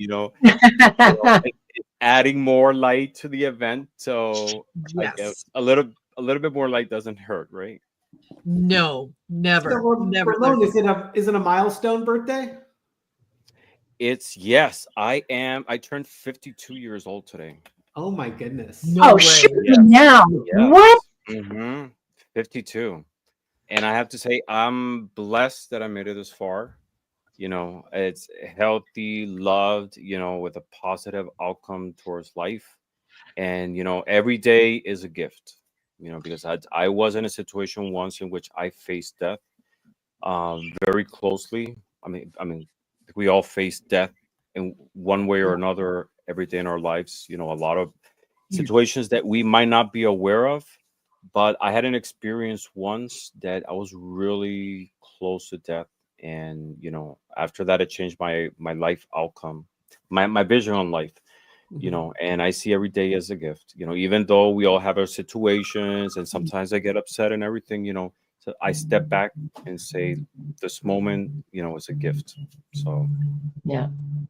Well, I agree with Kay Muldoon. You do not look 52. I would have said seriously, I would have said your early 40s. I thought you were turning 40. Yeah. Yeah, I've been a vegetarian for almost 20 years. I think that's helped. Yeah, since 2008, so it's been 17 years that I've been a vegetarian, and it's Wow. I'm telling you, it's changed my perception also in life. You know, it's you don't realize that when you do that transition, it wasn't like one day I woke up saying I'm going to be a vegetarian. Yes. What I never had like health issues, but one day I went to the doctor to do my annual blood work, and the doctor said your cholesterol levels are a little bit high. So the only change I did was replacing meat with a little bit more vegetables. So I got to that point that I didn't want to eat meat anymore. It was a transition little by little. And you know, if I used to have a friend who was a vegetarian, I used to tease her a lot. I used to call her a hippie, tree hugger. Sometimes we will go out eating and I will order like the weirdest things like frog legs and things for like to gross her out. Yes. Not knowing that I was gonna be in that path. And once you become a vegetarian, like it also has an impact in you spiritually. Yes. Because you know, when you're not, I respect everybody's, you know, it's a way of, you know, if you eat meat or not. But I have to say, for me, it's when you consume that meat, it's from an animal that died in fear, died in pain, suffered, and that stays impregnated in it. You know, you absorb that, and it's really, it's been a spiritual experience as well. You know, and I love cooking. And I'm telling you, 17 years ago, it was very difficult to go out eating and trying to find a vegetarian option at restaurants. Now it's everywhere. So it's actually my family and my partner, when we go out eating, he prefers the vegetarian options more than the meat. And he's a meat eater. But you know, I cook and everything, and I'm telling you, I don't have any health issues, anything, because a lot of people who become vegetarian just for a fashion statement, sort of like for a fad, they don't plan their diet properly and they don't get the proper protein or nutrient, and that's when they start feeling weak. But you know, if you educate yourself on nutrition and you know how to balance those things. Exactly. I got to tell you, Ramon, you inspire me because, you know, I've kind of fallen off the vegetarian wagon the last few months, and I think maybe I should just kick my ass back on it. Yeah, I mean, it's really it's like with spirituality or with divination, you know, it's a personal journey. Yeah. Some things work best for ones, for others, you know, there's no judgment. Because you know, I was in that position too. You know, I didn't understand, I didn't have the experience until it touched me directly, and I was able to internalize it, just like with divination. When I didn't knew about tarot and divination in general, my view on it was totally different. It's not until you face it and internalize it and, you know, and apply it to your life that you see how it works. You know, I don't judge anybody for their choices in that sense. I respect it. Yeah. No, I get that. One of my aunts, who was later on in life very spiritual, you know, she used to do. Well, she never took any Reiki classes, but she used to do like Reiki healing on people, and she had quite the little following that were regulars, and you know, would just swear by you know, one of them said, yeah, my tank is running a little low, so you know, I need to be topped up, so I need to go see her. And as she was getting more and more into that, she found that the taste of meat just did not agree with her. So it took a few years, but she ended up being a vegetarian. Yeah, so definitely. And you know, it takes a lot of different forms. You know, like I said, it's a personal experience. There's some people who don't eat red meat and consume the rest. There's others who, you know, just consume fish. Others who consume eggs, milk. It's what works for you. Yeah, that's it. And you know, it's like I said, I feel blessed that I made it this far. And today, you know, I'm surrounded by family members and, you know, having a good time. But I took the time sort of like to pause and meditate on the years that passed, you know, on the years going forward. And, you know, for Shine Your Light, I said, well, what deck should I pull today? So I like to have a reading. And I'm using today the Healing Light Tarot. It's a beautiful deck from Chris Butler, which, by the way, yesterday was his birthday. Mine is today, May 24th. His was May 23rd yesterday. Wow. Yeah, I don't know if you know him, but he has a couple decks out there. Yeah. Healing Like Tarot. There's a Healing Like Lenormand. He has the Quantum Tarot. Amazing. He's an amazing creator. I'm sorry? I just said he's an amazing creator. He is. He's a beautiful person too. He's a great person, very, very clever. You know, and I pulled 3 cards for myself, and you know, the first card I got like off the bat was the Two of Wands, you know. And for me, this is like planning, new directions, going forward. And that doesn't just apply today. You know, today is a special day because, you know, it's a milestone looking ahead. But Yes. that's us every day. We should always have like a direction where to go, right? A plan, a vision, because that's what gives us inspiration. That's what helps us plan, like incorporate other things within that. And then the second card I pulled is Strength. That says it all. You know, this is power. This is courage.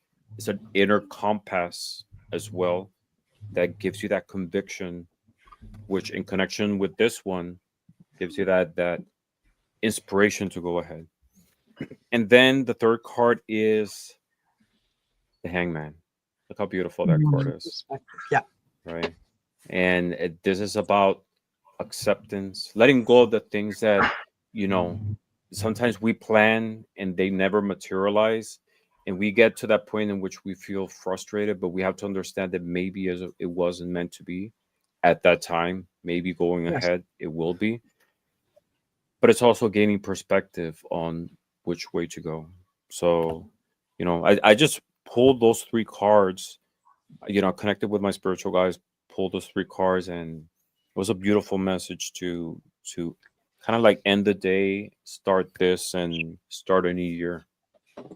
Yeah, exactly. And it's a great message for anyone that's here is, look for your path, you know, put things out to the universe that put out that good energy, have the strength of belief that it is coming to you because it is. And then and what was the last card that you got? The Hangman. The Hangman. Yeah.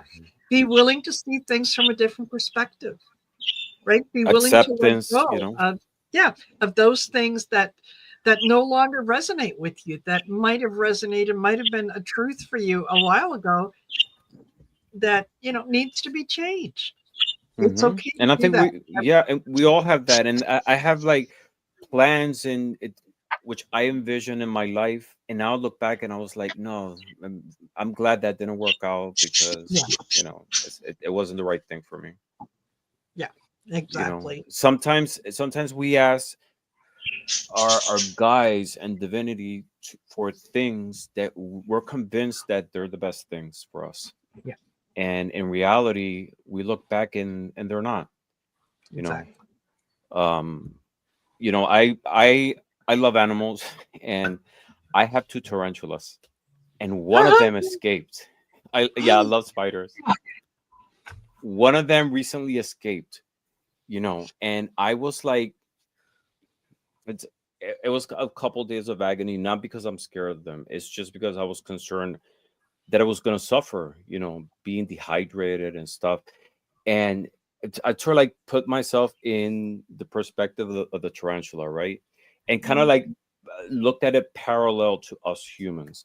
You know, there are certain things that we deep inside we feel they're the best things for us, you know, and we ask for divinity for these things to happen. And the tarantula, like a lot of different animals that are kept, you know, it's in our care, or they're.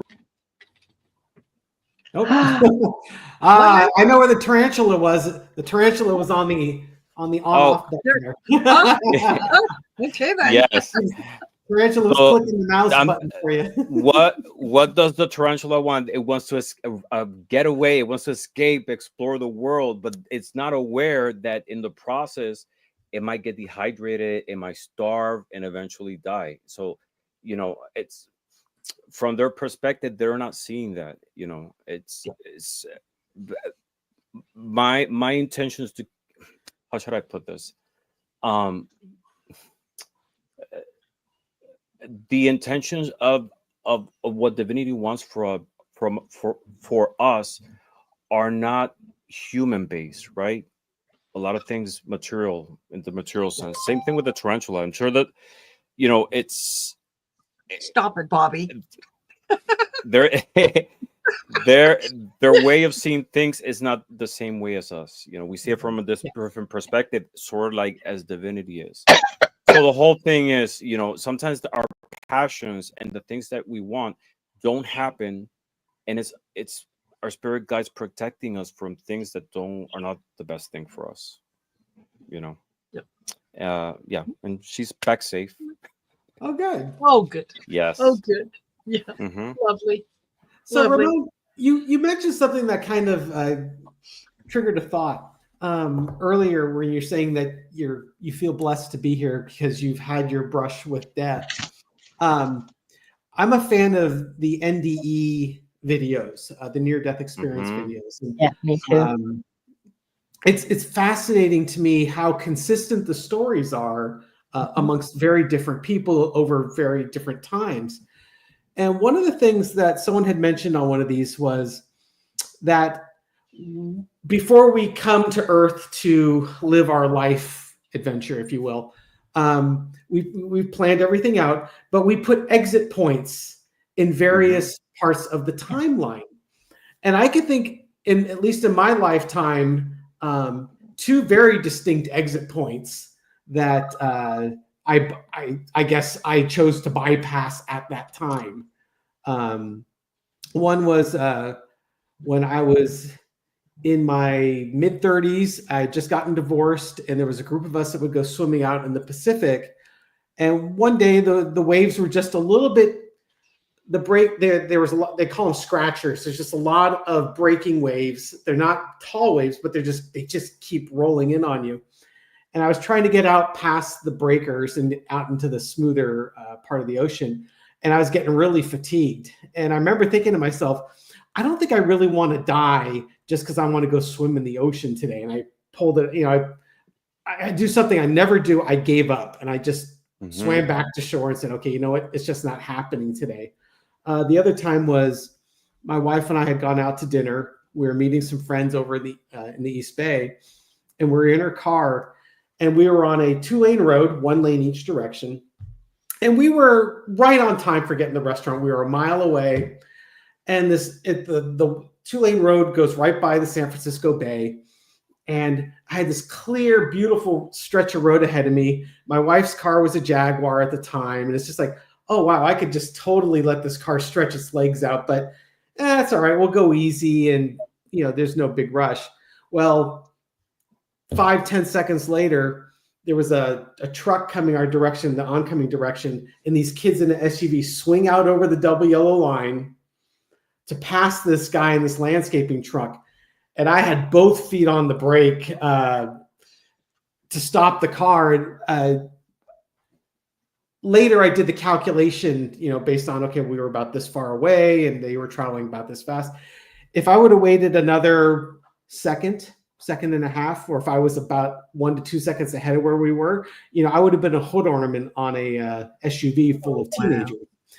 And it's just, it's interesting to me how each of us, and I'm sure Marina and Linda, you could probably look back at your lives and think, oh yeah, there's been times where, you know, I could have had my exit path from this lifetime. So it's just interesting, the journeys that we go through. And, you know, I guess there's more I need to learn, or more lessons I need to experience before I finally take the exit off the highway there. But Yeah, in your definitely. case, Ramon, if you feel comfortable sharing, what was your brush that you encountered? If you don't want to share, that's fine too. Yeah, I mean, I'll share it because it you know, it's so many years ago. I used to have a drinking problem, you know, and there were many times that when I would drink, I will become like very violent, verbally. A couple occasions, I went to a lot of bar fights. So I wasn't one, and I don't think I've ever shared this, but I was in a situation in which I was in a fight, and a guy pulled out a knife, and he slashed me here in the neck, and it was very close to the artery. Yeah. It was just like millimeters. The doctor said that it's just a few more millimeters, and I would have been dead. That changed my whole perspective, in I'll bet. going forward. Yeah. Absolutely. Yes. It was sort of like in between, because I was raised in an organized religion, a Christian household, and I had like the best parents in the world. I know everybody says that, but in my world, my parents are the best. It's for examples. They never drink, never smoked. Very supportive parents. But after I broke up with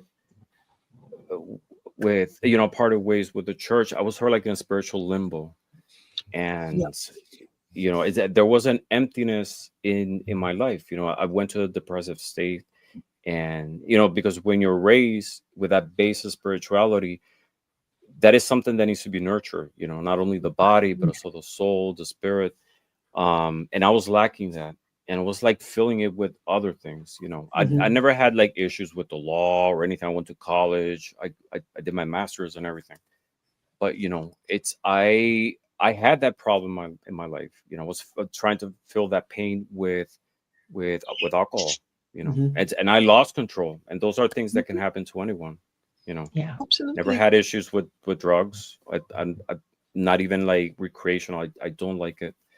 But that was a situation that happened in my life, and I faced a lot of like very difficult situations. I lost friends in the process.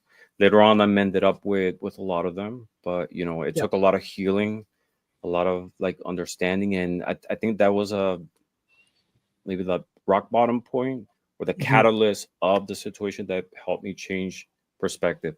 It wasn't until I found divination later on that I felt much more grounded. It took a process of like exploring different spiritual paths until I found tarot, or tarot came to me, and that's a whole other story. But tarot actually came to me, and from that I had started connecting much more with the divine through that. Surprise, believe it or not, now my belief in the divine has been much more stronger, much more tangible through the path of divination. Wonderful. That's why I totally support it. Great. Absolutely. Perfect. Yeah. Perfect. And then after that, I had other situations in which, it's the divine has intervened on moments that I was also very close to death. And one of them was one night. I have one of my spiritual guides is Santa Muerte, and I have an altar here at home. And I'm actually doing a show with Bobby Fierro on May 31st. Just explore Santa Muerte, because there's a lot of like misconceptions, misunderstandings, especially with her iconography, the way she looks. But she is totally different from how people perceive it. But like one night, I was sleeping downstairs, but my house is 3 levels, and the bottom level, the basement, is sort of like a loft, and it's prepared, looks like an apartment. And sometimes I sleep down here, and I was sleeping, and the bed that I was sleeping in it's right next to the altar where I have Santa Muerte. And one night I was sleeping, and I felt like this tap in my head, and I woke up like, I don't know, scared, because I didn't know who actually touched me, because I actually felt it. And I saw that the altar was like illuminated, and this sound was coming from the altar. And I took it that a sign to like wake up and check. And at that moment, my partner, who was on the third floor, came downstairs, and there was a gas leak in the house. Oh my. And if it wasn't because I was woken up at that moment, it could have been a catastrophe. Absolutely. Because Wow. Yeah, a lot of situations like that, so it's which has strengthened my belief in the divine. Absolutely. Oh my gosh. Well, Linda, are you going to be able to do the sort of closing and do the Akashic healing? It depends on, well, I will ask the masters, and I'm sure they won't say no, because they just, I just want to be clear that I'm not doing anything, okay? Like I'm the telephone. Yes. Yeah. And that, excuse me, for those of you, if you're not familiar with it, because we've been sort of in this higher frequency and concentrating on all the positives and so on. And we are, anytime that we set the intention that we are sharing our the love, light, compassion, unity with the world, that it grows exponentially, because it's not just one person. We are all doing it together. And when we do that, it just, when it gets into the ether, it just grows and grows and grows. So that the feeling is so lovely to be in, that I want to make sure that we end with something that is going to be soothing, relaxing, and releasing, so that when we walk away, it makes you feel so good you want to come back and do it again next month. Okay. Yeah. So so let's end with 3 deep breaths. You guys who know me, you know I'm a big believer in the 3 deep breaths. So in through your nose, hold it for a few beats, and then out through your mouth. And as we breathe, I'll just keep talking, you guys keep breathing. As we breathe, visualize your connection through the soles of your feet. Grow your roots down to the crystalline heart of Mother Earth. Connect yourself there. Allow the energies to mingle, to roll up into your body, to take away all of the negativity, all of the stress, all of the sorrow and the bad feelings, and roll them back down again into Mother Earth. Now, through the crown of your head, through the top of your head, connect to the divine light. You are now suspended between divine and earth. There is a channel of energy going right through all of your chakras, suspending you in the universe, connecting you to the divine and connecting you to Mother Earth.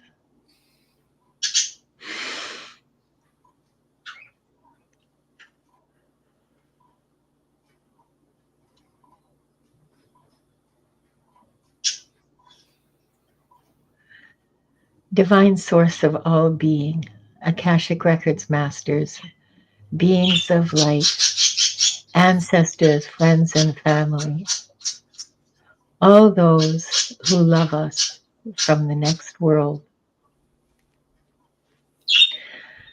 We are here in love and service to humanity. We are here in love and service to each other. Please assist us as we go out, as we leave this sacred space. Please assist us to remember that we are one. We are one people. We are one soul. Help us live that. Help us embody that. Remind us.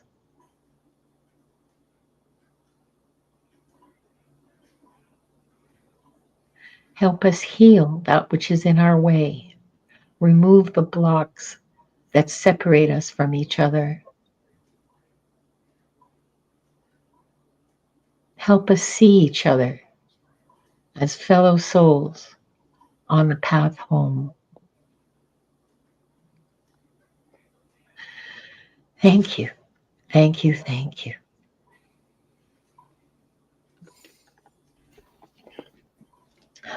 Oh, Marina's not back yet. I guess I should have gone on a little longer. It's beautiful. No, I'm here. I'm here. What did I do? I just Nothing. Sorry. Nothing. Nothing. No, Sorry. That was fabulous. It's beautiful. Yeah. That we say we are one. It's something powerful to feel that we are one, and we are. Yes. Oh, yes. It's incredibly powerful. To really connect with that feeling, to really understand, I don't understand it. I shouldn't say that, but to really connect with that feeling, that is really big magic. That is like huge freaking magic, man. It is. It is that that just lifts me to another level. You're in the stratosphere, Marina. Where's the chocolate? Yes. Yes, I felt that suspension. Like it was like so relaxing and divine. It was amazing. Thank you. I'm glad you enjoyed it. I'm glad it was effective. It was. Yes. It's my favorite way of getting into a meditative space is to visualize myself like between heaven and earth, the divine and my mother, the planet Earth, and to just be there in space. It just is an amazing feeling. And it was it's my favorite. It's my favorite. I'm sharing it with all of you. It took me back to the last card that I Yes. That echoed in my I was feeling it like that at that moment. Yeah. Oh yeah, there's absolutely an echo there, a shadow, not a shadow, an echo. Yeah. Yeah, holding space. Exactly. That's right. Play, love, remember. That's holding space, baby. Yeah. Totally. Wow. Well, on that wonderful feeling, and I'm going to spend the next few hours just in this wonderful feeling. Oh, great. So thank you everyone for joining us. Thank you for being here. Thank you for shining your light with everyone out there, anywhere in the world that needs it. Oh, Jonathan, thank you. I'm totally seeing a glowing butterfly sitting on Marina's third eye. I see it too. Thank you. Oh my gosh. Yeah, it's right there. Perfect. And I'm getting body chills, total body chills. Oh, all right, everyone. Again, thank you for being here. Thank you for sharing the space and the light and all that good stuff. And we'll see you next month. And we'll do this again. We'll sit in this beautiful energy again. So, and Linda and Ramon and Gary, thank you for being here. Thank you for having us. Thank you for having us. This is a lot of fun. Very healing. Perfect. Yes. A real privilege. Thank you. All right, thank everyone. you, everybody, for joining us. Yes. Have a great rest of your day and weekend. Blessings. Take care, folks.